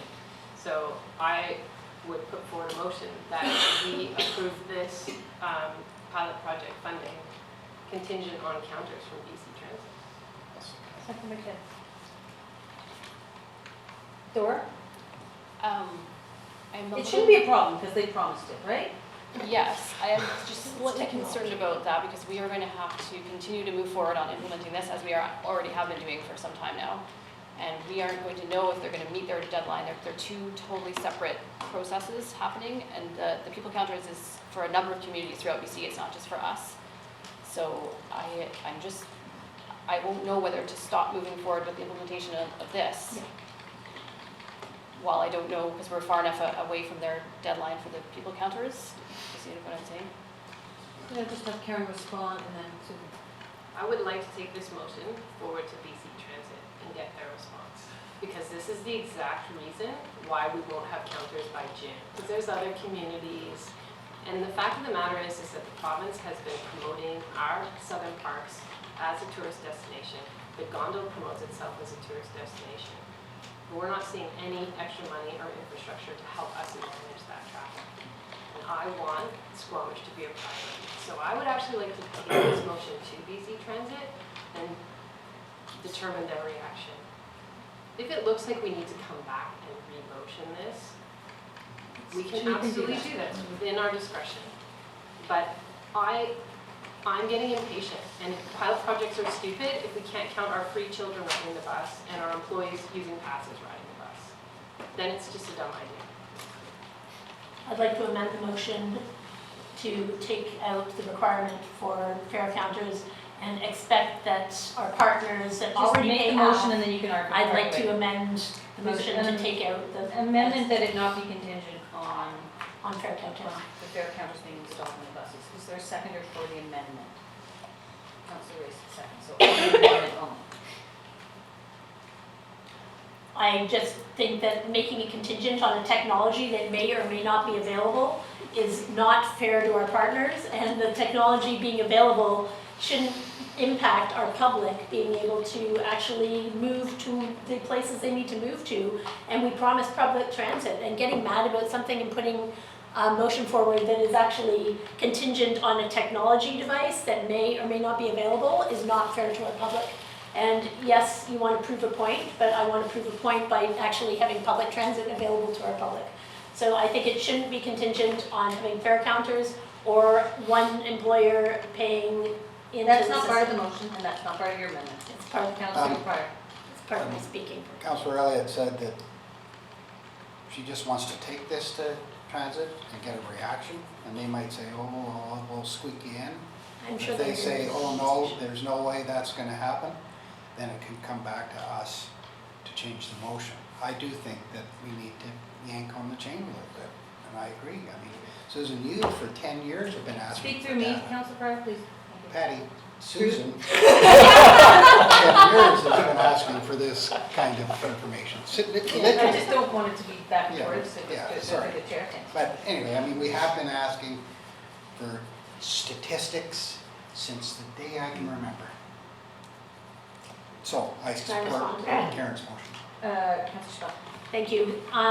You're right, I have been asking for statistics, but now I realize, looking around at public information, that those statistics are not contingent on my decision making. And having good transit doesn't mean that people are always going to use it, but having it available to people and having that choice available is how you get people, increasing public transit is how you get people to ride public transit. And if they have the passes, maybe they'll actually use the passes other places. And yes, I want the counters, but if they're not ready, I'm not gonna make a decision based on that. And making points just to show our partners that already pay half of our transit through a deal. We're still is- on the amendment, which is Yes. only related to the contingency that counters be added. There's no suggestion that the employer has to pay any money. There's nothing on the floor that talks about that. Councillor Kent. To Dora, upon our last speaks with BC Transit, when did they say that they would have these, or might have these available? I don't recall, it was either May or June, so I have to go back and check, but this spring for sure. I'm willing to hold some feet to the fire. Councillor Weiss. Yeah, and I'm supporting the amendment just because I don't think it's practical, and I think the reality is to try to plan this process going forward and have to stop not knowing if funding is there or suspended is a little difficult, because if you take the resolution to them and they say yes, and then it doesn't show up in June, now we're right. So there's all kinds of different things, and a lot of it's outside of our control, and I think it is just not the kind of practical thing. And plus they know, because we just said it in an open meeting, we're going to take it to them, and if they don't approve it, we're going to bring it back and pass it the other way. So, Well, we didn't say that. We said we consider it. so, but I think we're committed to our public, and so I would think that this should go ahead. So I would be supporting the amendment. Okay, on the amendment, all those in favor? Opposed? Motion fails. Councillor Cryer, Councillor Elliott, Councillor Kent, and Mayor Hickson opposed. The motion fails. So there's a motion on the floor as originally stated. Any more discussion on this? Okay. Well, just to Councillor Rice's point, we're saying we're taking this motion to them. We're letting BC Transit know that it's important to us to have their counters. They might say to Dora, okay, well, we'll make sure you guys are first on the list and you will have your counters. Or they might say, oh, geez, there's no way we're going to have the counters in place. Then Dora will come back to us and say, we're not getting the counters. Then we can re-motion. So I just think it's a point to send to Okay. Transit. So. And that's part of the amendment. The motion has not been amended. I think Dora's already said that they're going to try their best to get us the counters, and coming from staff and with our staff working with BC Transit, I'd hope that our staff make the point of actually holding their feet to the fire, and it's not our job to ask for technology that may not be implementable right from the, if they can't implement the technology, they're not going to, and to just make a point for So you're going against the pure motion? pay. Yeah, well, I'm not actually just, to say that we're gonna take it to them, I don't understand what that does. Does that change the contract? Can we actually implement the contract?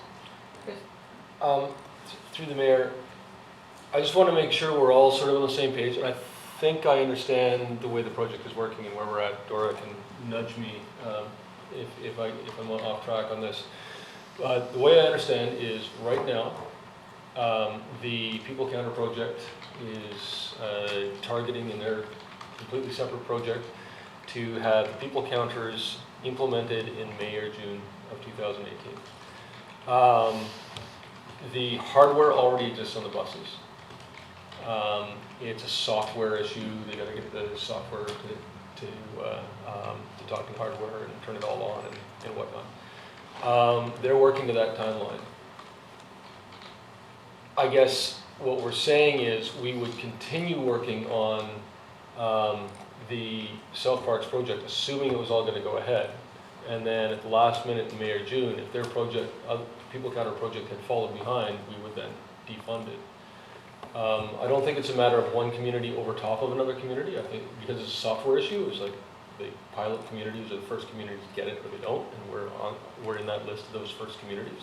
So I don't think by making this motion that we would necessarily actually have an effect on the timeline of us getting people counters. I think they're going to try as hard as they can for it to happen. They'll succeed or they will fail. The question then is simply, and it's a valid question for council to consider, I guess, is if they happen to fail, would we continue with the South Parks pilot? Would we consider it to have value or not? But I don't know that can have an effect on when we get the people counter. Councillor Elliott, Councillor Chappell, and then I'll find I something. suppose my question back is, if they fail, how are they going to collect data to make a useful pilot project? That is not my problem, that's their problem. And I don't want to run a useless pilot project that does not give me clear data at the end of the summer about whether people use that service or whether they didn't. Because in future years, it's still $64,000 that we would have to fund to run it every summer, and possibly more if we want to expand the service. We can't make that decision based off fare box counts because we don't include children now and people may have monthly passes.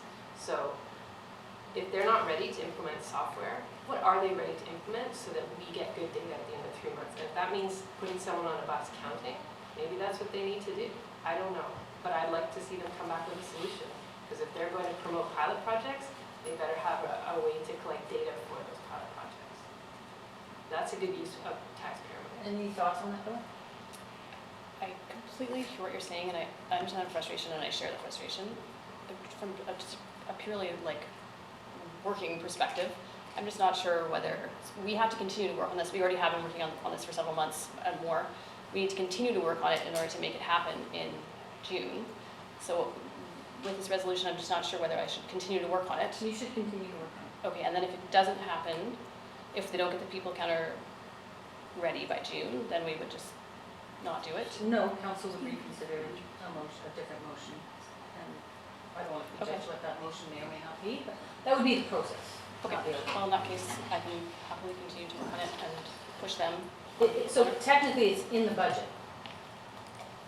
There's a contingency that if they don't have the counters to collect data, so we can have some sort of meaningful analysis at the end of this, that we may consider not doing the pilot project. Currently, motion as it reads is we're going to do it. Continue. Councillor Spell. Public transportation has never had data counters, and we've never made our decisions on whether it is paying for itself. It will never pay for itself. If it gets kids to their jobs on time and without people having to drive their single-family vehicles back and forth, it's considered a success for me. If people, our current transit doesn't pay for itself or has counters, are we going to start cutting routes because we can't measure? We're not going to. So to make one route contingent on having the technology that doesn't exist yet being implemented on time and threatening that we're going to pull funding just makes absolutely no sense to me. We need to continue working on this and have it implemented, and then after a year, public feedback is good enough for me. If there's a bunch of parents that are like, I didn't have to pick up my kid from work and he was able to get there independently to his job, I'd be really stoked.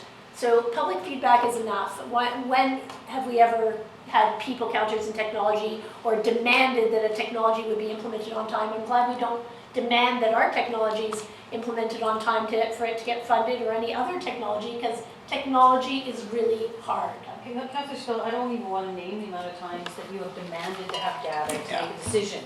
Yeah, That is I'd like a people point. counters, and look, we're getting people counters, I'm stoked. Can we get the reading back of the motion, please? The district of Squamish fund the pilot project contingent on passenger counters provided by BC Transit, and that the district of Squamish brings this motion forward to BC Transit for review and comment. So, and one suggestion I was going to make, and the contingent part is the challenge for me, on counters. And maybe the movers are open to, on BC Transit, making sure that they have quantifiable data at the end of the pilot project. And if that's if they have to put a person on the bus, or they have the counters in, or some way of actually, I agree that tying it to this software implementation piece is really challenging because they haven't met one deadline they've said so far, so I have little confidence that they are on top of this. But we need to have, if we're going to start expanding, particularly where there's great provincial interest involved, we need to have some good information about how it's affecting our public. But I agree the actual contingent part is really challenging. But if we can maybe massage the wording to say, provided BC Transit has measurable data analysis at the end of the pilot project for future decisions. Something like that would be better. Mover. Yeah, so that was the direction I was gonna go, thank you. But I think that BC Transit should come in and present a plan A with the people counters, what data we'll get at the end of the pilot project, and then a plan B for how they will deliver that same data at the end of the pilot project. And then I think that I would be satisfied. So the motion is that BC Transit. So there's a mover and a seconder, and if the mover and a seconder are amenable, we can massage the word in there, is that all right? I'm Yes, second. Robin? All right, is it okay with the mover and the seconder? Yeah, just to comment on it, yeah, I'm okay with it, because, I mean, I'm sure BC Transit is happy just seeing the numbers. Oh, this route brought in this much money. They're not so concerned as we are about the counters. So I'm happy with that, because it's us that needs that information. Yeah, and I agree, the counters are for the whole system, so we can make good quantifiable decisions in the future on the whole system.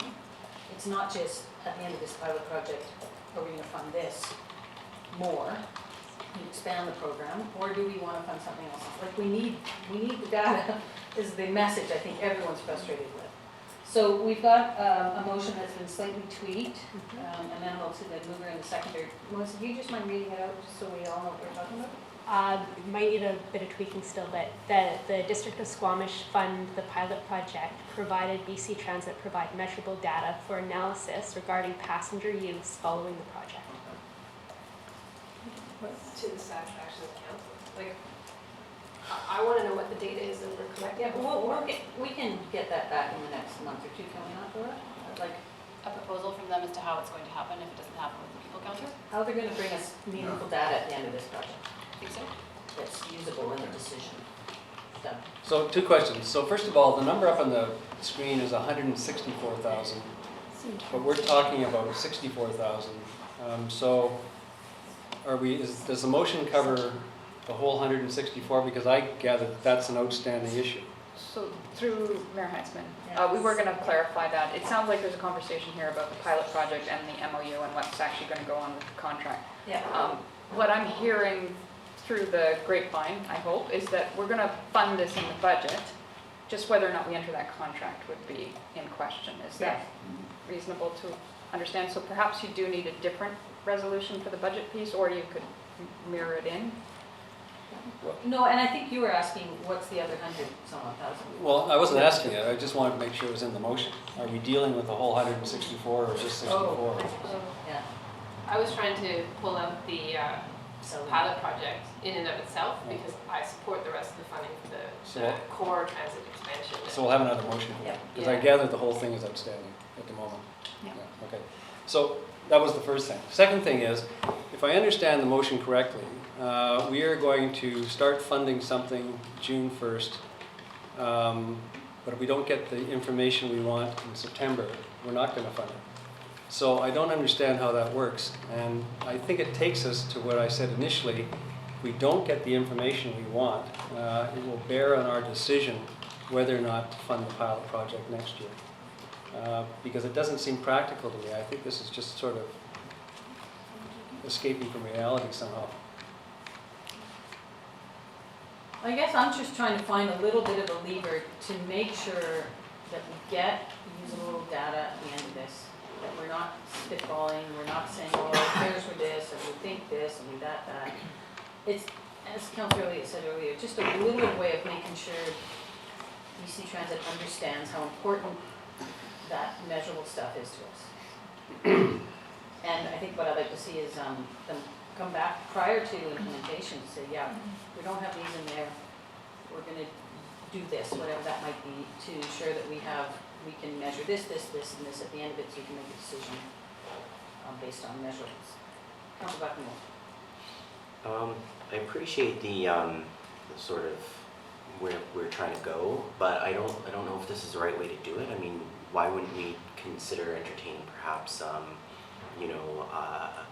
a very specific letter to BC Transit outlining our concerns from council and talking about some of the discussion that we've had here. I think that for me, you know, a $60,000 project. You know, the data that we could have, even without the counters, would basically be the fare box revenue as well as however many monthly passes are purchased by the gondola. And those would probably be a stand-in for how much revenue is coming in, which is a bit of a proxy for usage, not 100%, but it's also fairly easy because it is a separate route, so you do have the fare box revenue coming out of there, so I'm okay with that. I'm reluctant to start making trouble with BC Transit around expansions because, you know, they may decide that, you know, in the future years that, well, if we're not committing to these expansions, then it may delay things in the future. And I actually was one of the ones who had put the $60,000 part on there, and I was making it based on this trade-off for the police officer, and so now that we've found a different way to do the police officer, I'm okay with going forward. So in a way I'll be voting against this, but it's because I don't really support the method of getting BC Transit's attention. Okay, there's a motion on the table. I will call the question. All those in favor? Opposed? Councillor Blackenwolf, raised, and Chappelle opposed. Motion carries. Could we send a letter as well? Oh yeah, that's part of this. This will be communicated very clearly, I suspect. Okay, moving on. And so for clarification, the budget though, It's in the will have budget. the 164. Oh yeah, let's put a motion for that. Is there someone who wants to move the entire 164? Moved by Councillor Schwab, second by Councillor Kent. I just had a clarification as well. So we're signing the contract and moving forward, or are we pulling the piece out of the contract and contingent on that election? There's no contingency. There's a provision that they come back and explain how they're going to measure ridership and provide. But the contract has to be done fairly quickly, so how is that? We don't have the contract from them yet. Yeah. It's usually around about April or. Yeah, it's usually Okay, somewhere a there. couple months, So so that's what it's usually May, March or April. Yeah, Thank you. so there's time. And hopefully by then they have some clear understanding of what their timeline is on some of their data stuff. Okay, what's next? We haven't voted on that. Oh yeah, we'll vote on that. Thank you for keeping it. All those in favor? Opposed? Motion carries. Okay, thank you. So next item is something that Christine mentioned earlier, is the capital work reserve fund that we're actually funding $1 million, and we're proposing to fund an extra $260,000, which is 1% of last year's tax base. And that was left in the parking lot in December. And just to circle back once we had the... And is that in the, It's not included. it's not in anything right now, so it would be addition to what's on the other? It's in Yeah. the 7. It's in the No, 7.6? it's not in anything, it's not anywhere. It's not even in the 7. No. So it's a whole other percentage increase on what's there before. And if we don't agree to that, what are the consequences of that? So council, essentially, as you recall, we were kind of ramping up 1% of the prior taxation year every year to get up to a certain level. Last year we got to $1 million, and for affordability we stayed there. With the real estate strategy and the IFMP and flood protection, etc., I'm still kind of got a target out there of trying to get up to a 2 million perspective, where I'm contributing 2 million direct and we're contributing 2 million into reserves to get sort of a $4 million steady state.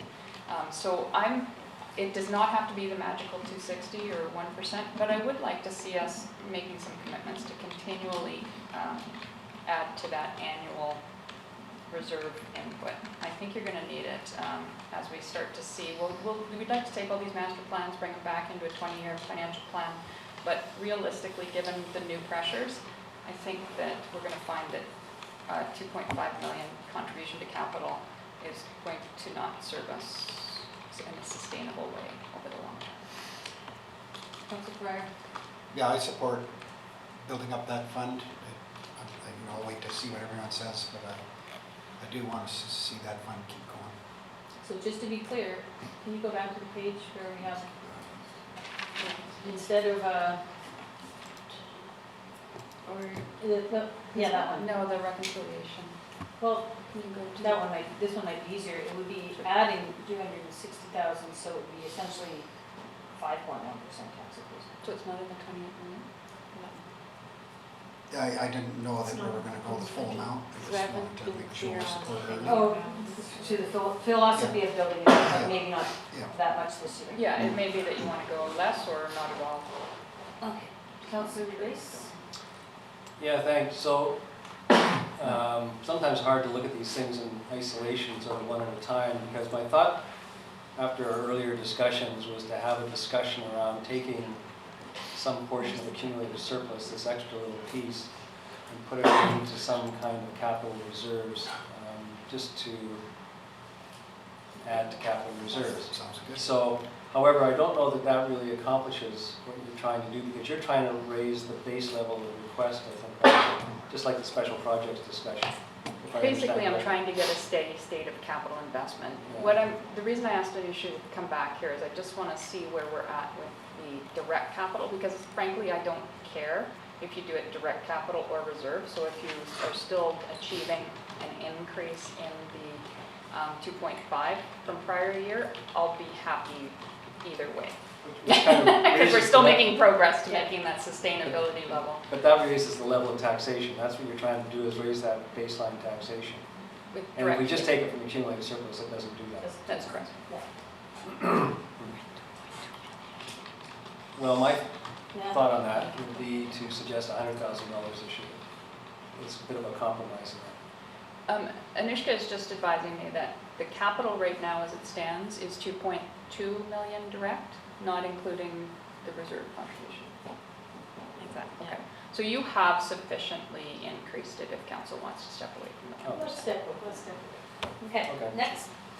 And That was easy. I start one, Until you start chipping away at capital, and then I'll bug you again. is there one lovely citizen in the room enjoying this budget process with us all? Oh my God.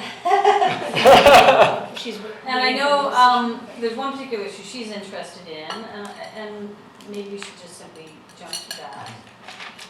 You want to jump to that? Do you know what she's here from? Nope. Okay. Linda? It's up on the wall. Okay. Yeah, Linda, go ahead. Thank you, Mayor Huntsman. I will do my best to describe it in layman's terms. I'm the interpreter for you from engineering, and then Chris can jump in if I miss anything. So the original conversations with Under One Roof, I think there was a disconnect between staff and the Helping Hands organization and BC Housing in terms of on-site and off-site or development-ready piece of land. Basically, to cut to the chase, staff are amending the capital budget so that we can provide a developable lot to the organization as opposed to an as-is, whereas. So currently in the 2018 capital budget, we have $400,000 in there for the oil grid separator, which is off-site, and then another $100,000 in 2019 for a study. What staff are proposing is the 2018 budget stay the same, and a further $200,000 gets put in the 2019 budget. The reason it's only going up by $200,000 is that at this point, the quote for the oil grid separator is coming in less than $400,000. So staff believe, and correct me if I'm wrong, Chris, that all the works necessary to make the lot developable is a total of $700,000 over 2 years. 600. Okay, 600. Sorry. That said, the impact on this year's capital budget did not change. But the 5-year financial plan would include an additional 200 to basically complete the project. Is that clear to everyone? Councillor Spellman, Councillor Grace. Thanks. I'm just wondering, when that property was sold again, there was no agreements to fix any of the infrastructure deficits that the original developer didn't fix? Was So never sold. yeah, it was the. Second developer came Yeah, in. second developer came in. It was given to us. Oh, no, it was Not the lot, the development that Oh, was sorry, responsible yeah. for the infrastructure in the pond. No, that was, Sorry, what was the question? When the second developer took over that project and is now building an immense amount of housing in the back there, along the stretch, that entire development was supposed to, that piece of pond and all the infrastructure that's at deficit all the way along there, why wasn't that included in the DCCs or in something that the original developer, there was no money put towards fixing the deficits that were originally done with the property? Because that turning over of the property should have triggered, and the redevelopment should have triggered some DCCs. Are there any commitments that have not been met by the developer, either the first owner or the second owner? No. Or were there any Part- commitments that were lost? Part of the $400,000, sorry. Part of the $400,000 budget that we have is $25,000 coming from developer contribution. The rest is taxpayer. That's for the currently budgeted oil rig separator.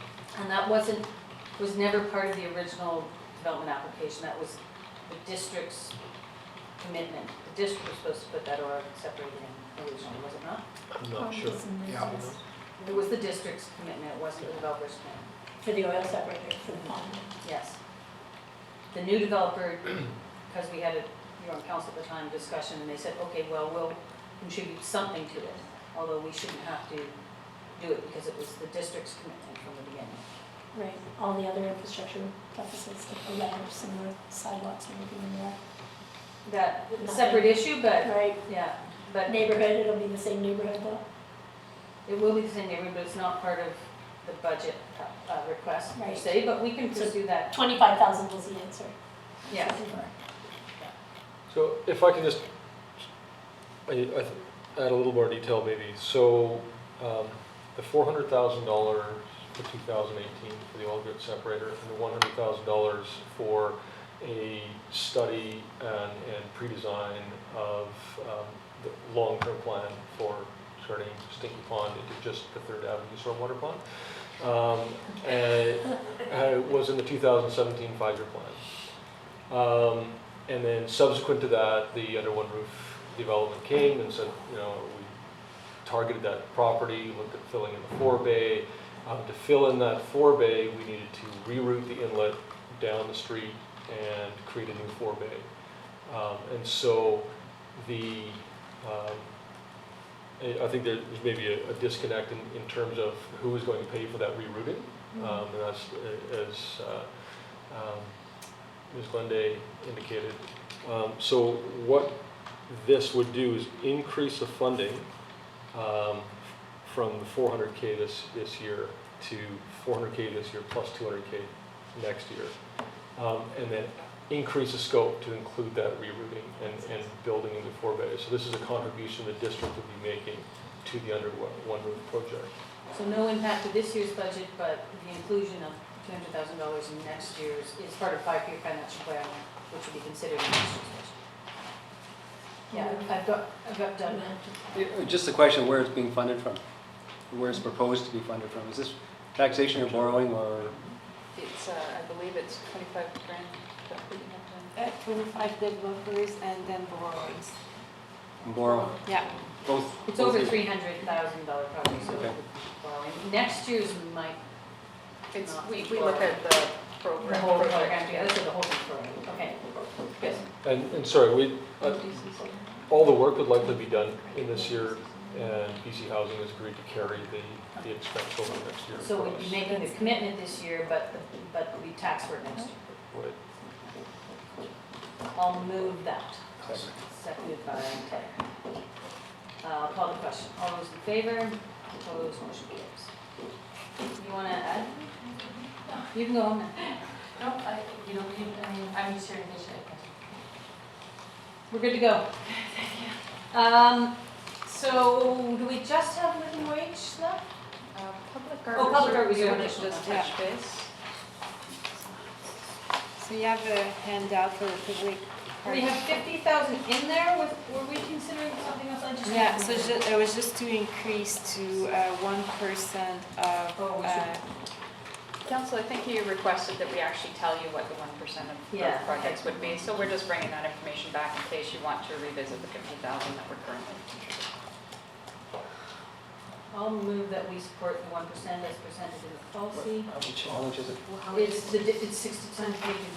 Oh, Going from 50 to 62, basically. 50 to 62. It's shocking. Seconded by Councillor Crag? No, I'd just like to speak to it. Well, I'll second it. and Okay. speak to it. Yeah, go ahead. Mike. I mean, I noticed a lot of the bigger developments now are including public art. Well, I haven't seen any. Mulligan knows got public art in all the parks. Oh, yeah. But anyway, and I was hoping that instead of adding budget to us, that we would start working on the developments to start putting art into the developments instead of this. So, one of the things that we had a lot of conversation, and we actually had Councillor Dio, who heads the public art stuff in the city of Vancouver, and a couple others come to the public art committee, is that what often happens through development is that new developments get public art, but existing neighborhoods and downtown areas and stuff don't. And so I think from my perspective, there's an expectation that developers put public art in, period, and that we continue to have a program whereby we're augmenting the public art within the general realm as well. So you don't just get have and have not communities with regard to that public amenity, that public amenity. Councillor Rice. Yeah, I agree. I mean, I take Councillor Pryor's point that we would want to see developments provide elements of public art, but I think there's a lot of areas. I mean, I think of Brennan Park that we've talked about a lot today. If we wanted to put public art there, it's going to come from us. And so I think, for me, that's where this money kind of goes to, is that things like that, our waterfront park, etc. So, And so I there think there wasn't is your still, own for that Brennan Park this year. yeah, and I think there still is a need for this on top of what developers might do. Councillor Chappelle and Councillor Crag. Thanks, although I think that having public art is part of growth of a community and needs to be included in our CAC policy and not funded all by taxation. It should be funded by growth. So having it in our CAC policy as opposed to taxation all the time. I think that's a little bit why the philosophy of attaching it to some sort of percentage of your growth infrastructure was a way of articulating that we're, based on growth, we're investing in our growth environment. Via taxation. Via taxation. Yeah, I don't think this should come from taxation. I think it should come from growth. So So how would you pay for that? I would pay for it by either, you can, I mean, there's multiple ways, like transit, you can have a per household tax from developers where you could have like $100 per unit put in or whatever per unit to pay for growth. But I think that our CAC policy should include a better policy for public art. So I don't really support an increase in this way. I support more money going into public art, but via growth, not via taxation. Yeah, I take a generally the same perspective, although this is reflective of growth because it's based on a percentage of infrastructure we're building to meet growth needs. And that new taxation, because of that growth need, is what's paying for it. So. Anyway, there's a motion on the floor. Yeah, go ahead. Yeah, I think along with Sue there, and if a development comes in and they have 100 units and it's $250 per unit, there shouldn't be anything to say that we can't direct that at the rec center. Yeah, we'd like your $250,000 art project to be in front of City Hall, or we want it to be in this park, or, you know, self-directed rather than taxing for it, because when the downturn comes, we're all of a sudden budgeting for art and we might not be able to afford art. So there is a downturn coming. Councillor Layton. The reason I like this approach is that the Public Art Committee is also setting aside funds for maintenance over time, and I think that's really important, that we're always preserving that. So whether you're in a growth mode or a downturn, there's some money going towards the reserve. And you can build that up slowly or more quickly during growth times, but the important thing is to make sure we're preserving the works of art that we have. So I'm supportive of this method.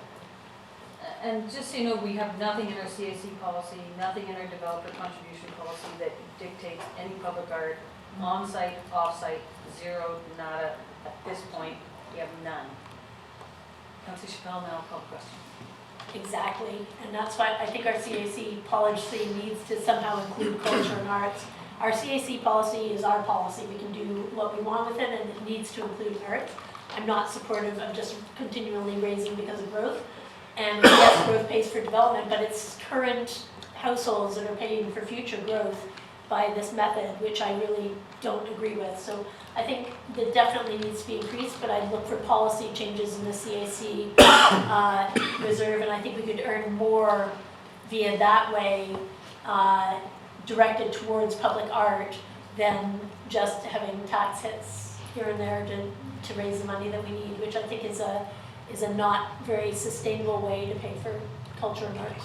I'm happy to explore the CAC policy. If you could, this is a $12,000 budget increase. I'll call the question. All those in favor? Opposed? Councillor Chappelle, Councillor Cryer, opposed, motion carries. Okay, living wage. I'd like to entertain a motion to close.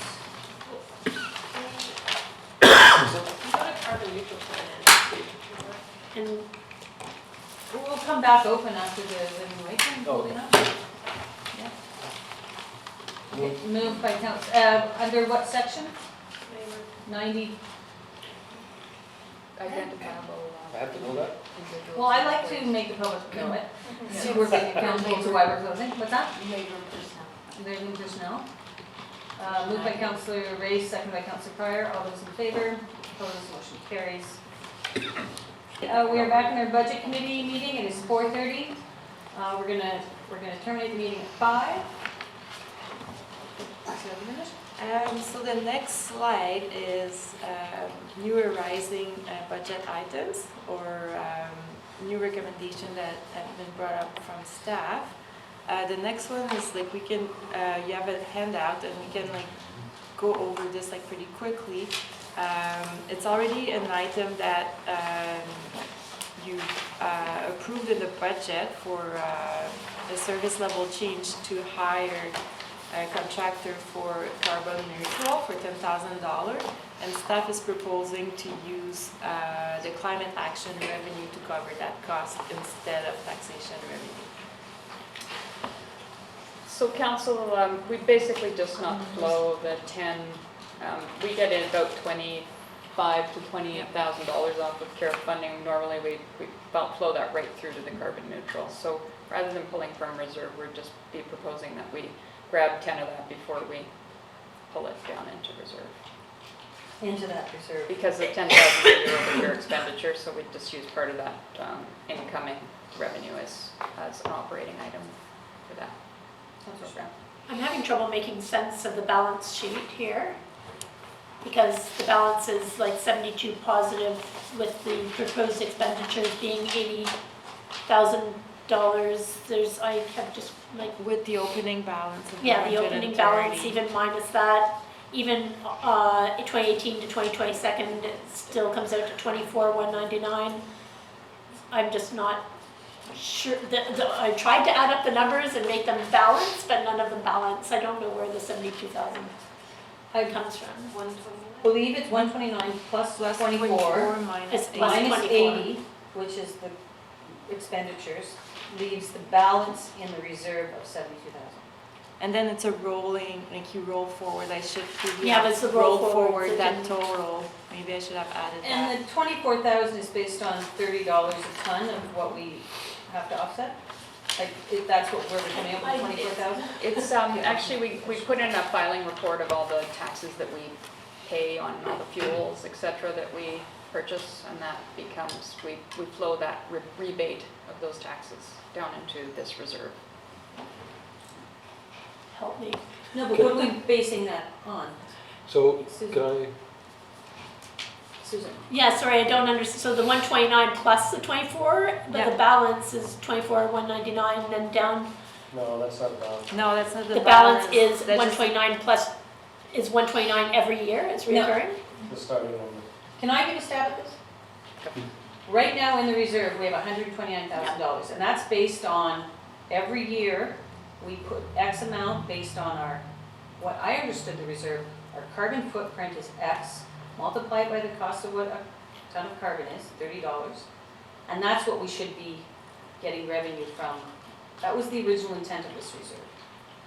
And then we put that number in here. So we haven't been spending this reserve to the capacity we've been putting the money in there because we've been putting it aside. We've used some of it to offset some projects. So the current balance in the reserve is 129.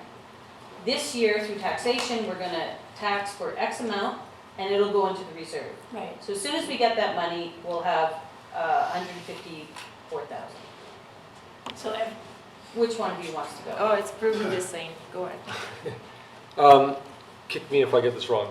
So all of the revenue, the $129,000 in the reserve, plus the roughly $25,000 per year coming in, Yeah. is our rebate that we get for our gas taxes, our fuel taxes that we pay for all of our fleet of vehicles. We get that back as a rebate. Right. What's that? But that's not how the original reserve was supposed to be set up. So I can go back and certainly look at that. It can also be in years when we haven't wanted to necessarily do a project or contribute, then there may be traces of that in there as well, in that reserve as well, where we might have opted instead to pay out carbon credits, we might have contributed it to this reserve as well. But annually, we also put this $25,000 per year of this gas tax requirement that we pay for carbon, and we put it into this reserve as well. And we're basing that number on our CO2 that we create based on a $30, do we not? Not that 25,000. Why So- carries forward? This is a rebate we get back Yeah. when we buy gas.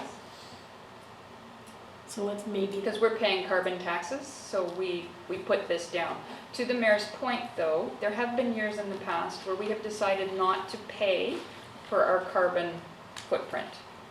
And a lot of municipalities were doing this. Instead, we diverted it to a contribution to reserve. So the reserve likely is made up of both these items.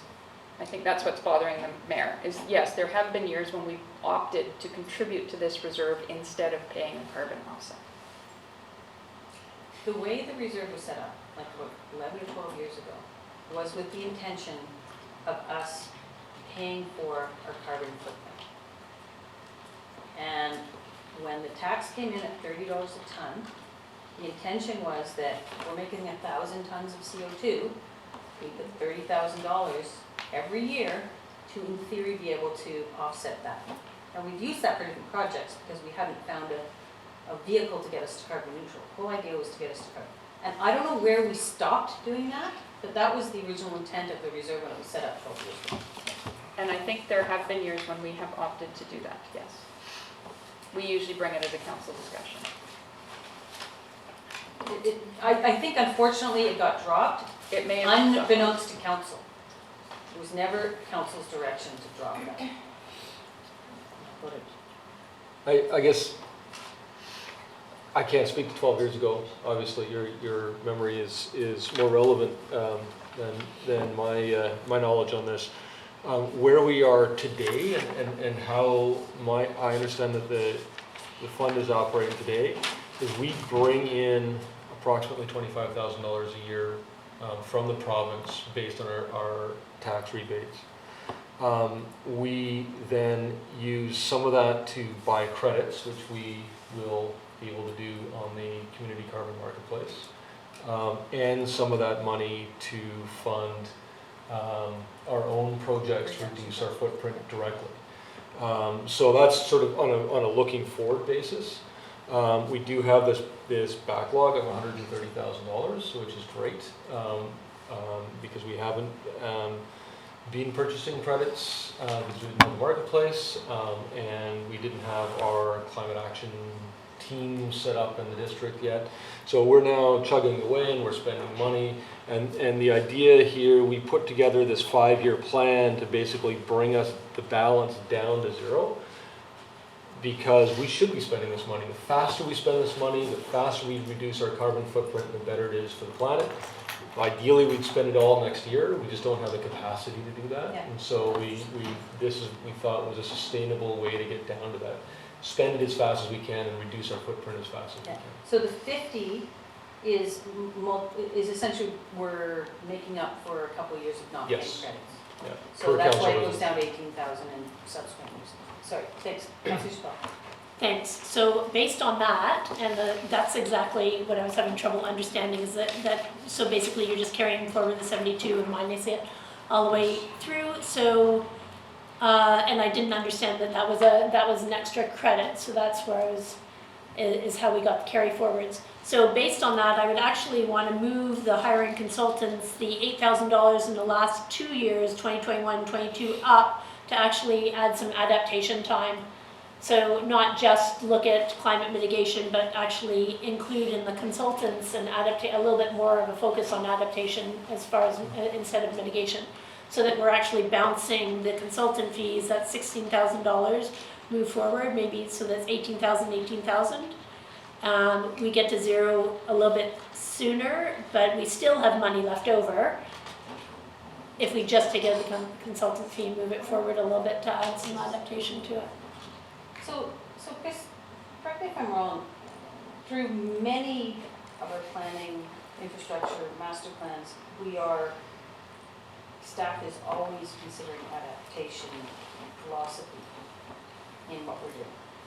It's in our OCP, it's in Absolutely. our infrastructure replacement program, it's a fundamental part of what we're trying to do, correct?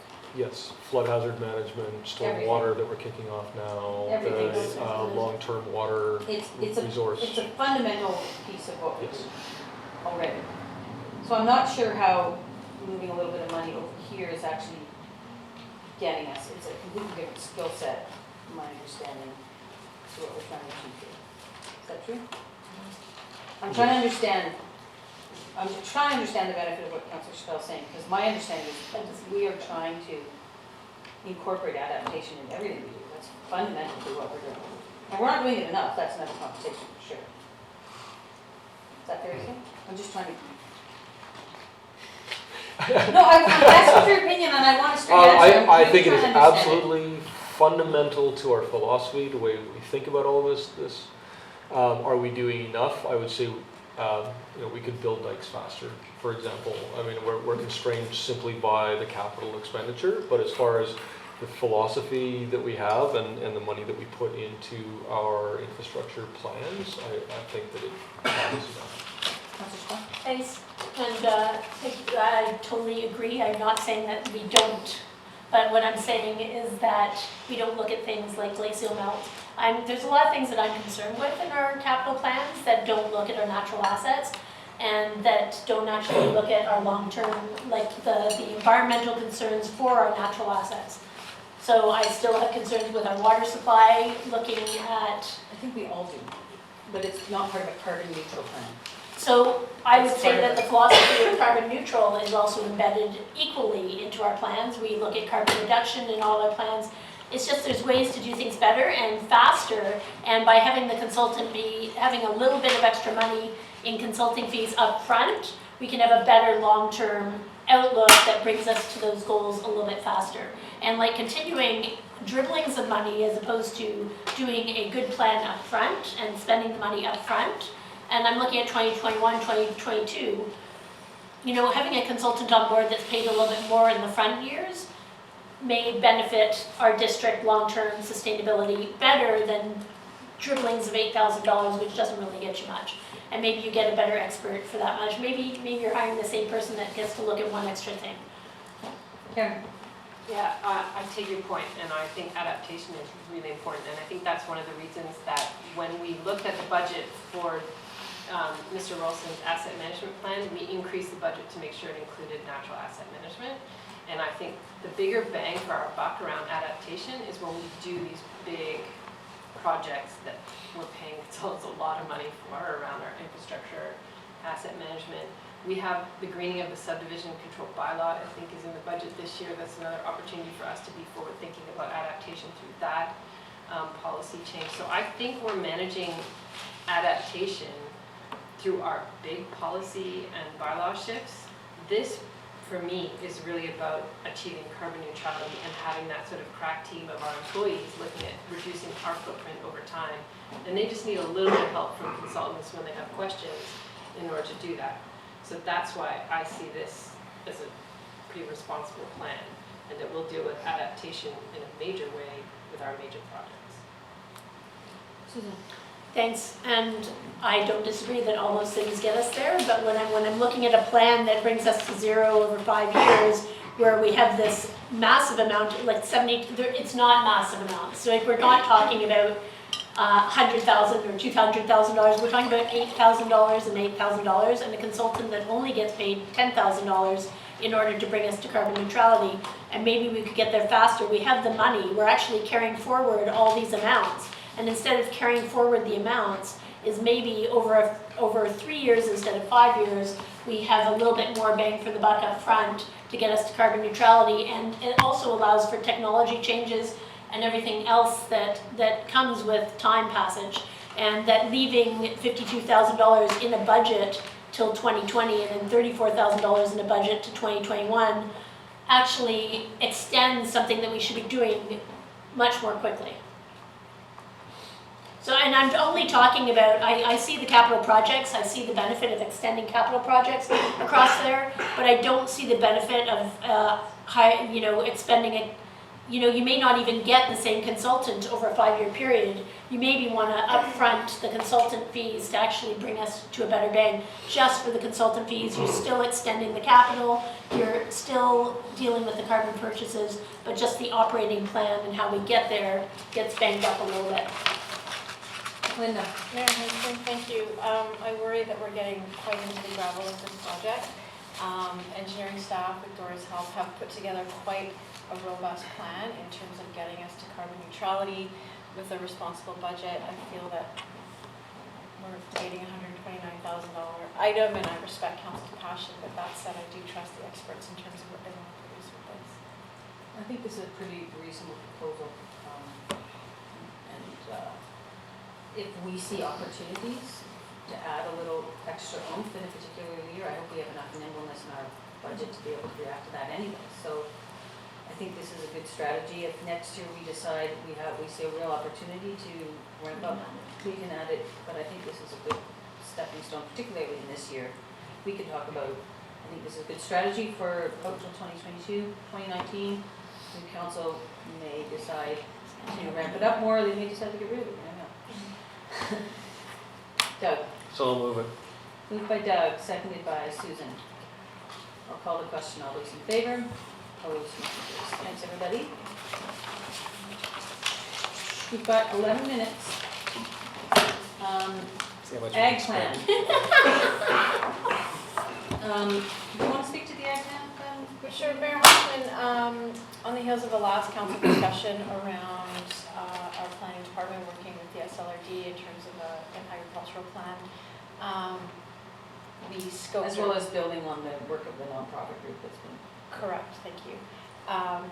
Sarah McJanet, one of our planners, went back and scoped it out, and this is the number that came up for us to include that in next year's budget, so we're proposing that as Next year, 2018, yeah? Correct. This year's budget? this year, sorry. This next year, which is this year. And I just, if I might, just because it was, I think it was the day after, I was driving up to Pemberton with Tony Rainwell, the Area D Director, who's very much committed to this plan. And so I think he's going to run it by the EAD, Electoral Area Directors meeting, which is next week. And then it will hopefully come to the board at the end of this month, because the board as yet has not, I don't think, made a decision on this, but they just need a little push. So just to let you know where it stands. So this would be, we were budgeting this, in my mind, this is obviously contingent on the SLRD coming into it as well. And I guess the other thing we talked about the last time, and Mr. Buxton was here, was who would actually lead it. We don't really have, according to him, the time or capacity to lead it. We can contribute to it. And ideally the SLRD would probably lead it. And they have the people that have done it before. So I think they're saying they'd like us to lead it, so that's the thing. Well, yeah, and of course there was another conversation at the party that night where one of the planners expressed a real desire to lead it, so we'll see where that goes. Yeah. Just so you know. So, did we move, who moved this? Not yet. I'll move it. Moved by Councillor Race, do you want a second? I'll second it by the question. Yeah, seconded by Councillor Elliott. Because this is a one-off project, is this the kind of thing we can take from accumulated surplus? You could, although the operating projects are a little below last year, if you remember, but yes, you could. That's the 450. We want to keep up to the 450. But you can, yes. This is in addition, so, Yeah, I'm noticing the Smart City Challenge there, and, you know, all those things are additive, so. yeah. I was wondering if the mover wanted to designate, is it from Funding operating? source? His favorite thing. Long-term borrowing or?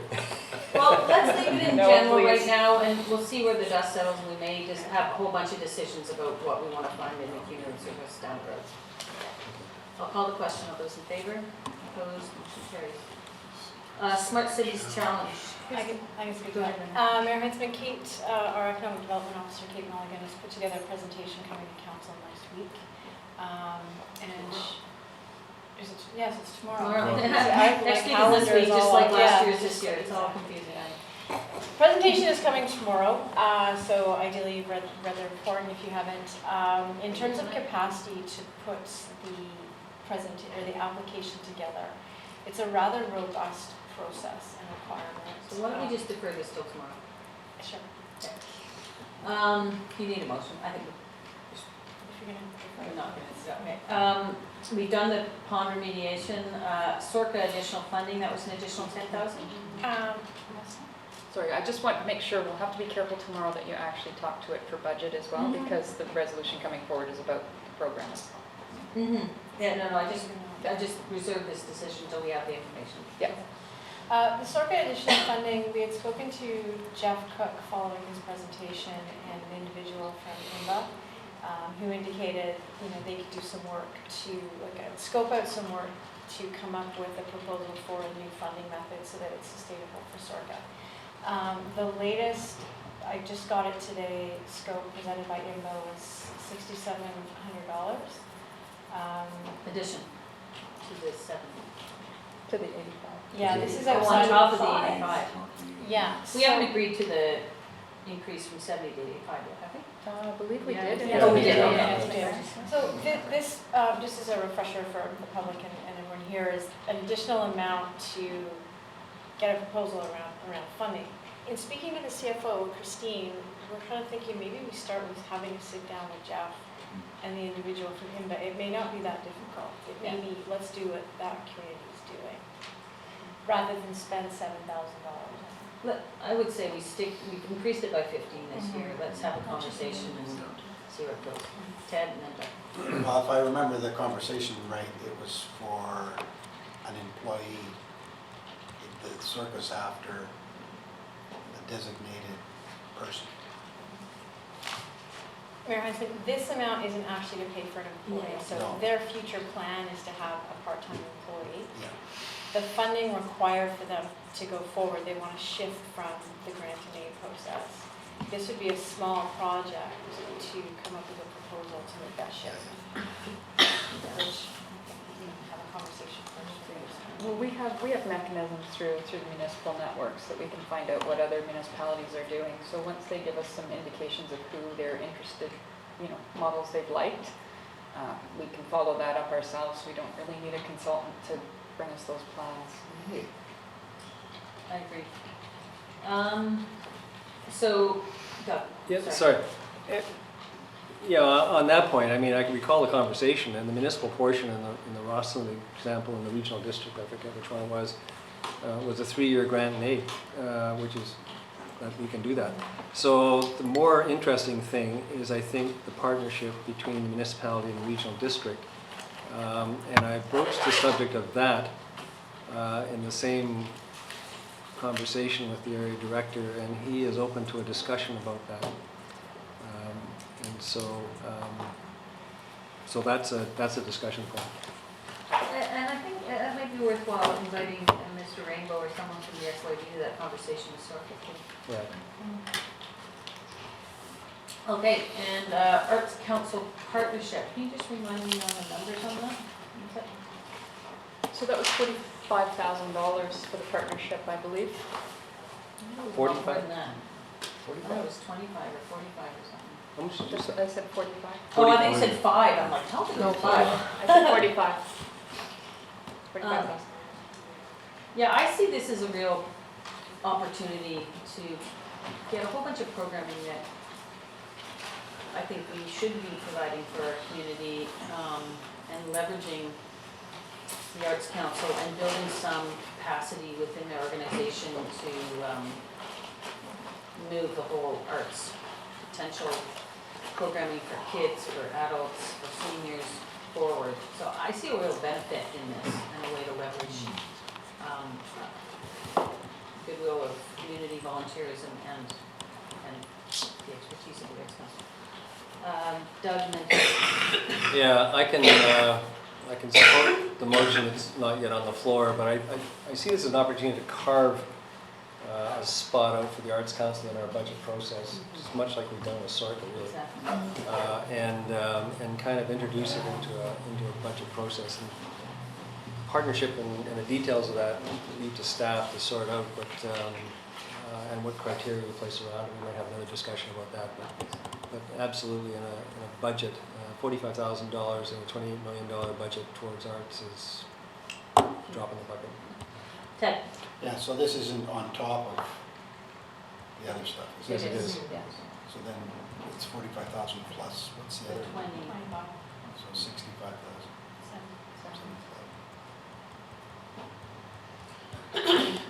I'll move it. Is there a seconder? Second by Councillor Race. Is there any more discussion? Call the question. All those in favor? Opposed? Motion carries. Yeah. Just a question as to where that leaves us now. Well, I don't know if they're gonna have the numbers up to date, but we'll get it back to us soon. Yes. Before May 15th. I'm not pushing. Well, I don't have any time with you tomorrow on the agenda. No, you don't. So No, but- we'll take this away. We need to also update now. We're at year end, so we need to update our capital projects for carry forward. We need to make sure that we have costs for 2018 of some of our residual. Always find out about like our insurance and things like that. So we do need to go back in the background now, do some more homework and definitively put together a budget given all this great feedback, and then we'll be able to come back. Do you have an? And with some suggestions on accumulated surplus and that type of thing, Christine? Where we could, in theory, use it? What We would could if we're outside of council. I mean, perhaps Yeah. you need to give us some parameters then if there's anything else that you're concerned about or for us to work with. But our goal would be to come back next with, are we okay now to go to the public meeting? Would be our next step in this process. So I'd like some options on what funding within would it be appropriate for accumulated surplus, up to whatever amount we think is reasonable within our envelope there. okay, in terms of the capital plan, everything else is already just a little below and Yeah. okay. Yeah, it was just because we just tossed one back for the possibility of accumulated surplus funding. That was the ag plan, and I don't know if there's others out there. I frankly can't remember. So we need a list of those to kind of make a discussion about accumulated surplus. The other thing that just occurred to me looking at the list was with the Ocean Watch. My memory serves me. We agreed at the last meeting to fund it for $5,000 a year for 3 years, but I don't think exactly how we were going to do that was finalized. Whether it was, Community enhancement grant. did that come out? Was that? Yeah. We have, okay. Yeah. And did we approve that? Yeah, there was a Oh, okay, resolution. sorry. I thought that part was missing there. And the only other piece which we'll discuss tomorrow is the Smart Cities Challenge once we have that conversation about what we're talking about. Okay, awesome. Thank you very much. Is there anything else that we need to talk about? Do you have another slide? You're good? Yeah, but like we're good at 7 o'clock. Okay. Thanks, everybody. Motion to terminate. Moved by Doug, second by Ted. All those in favor? Opposed? Motion carries.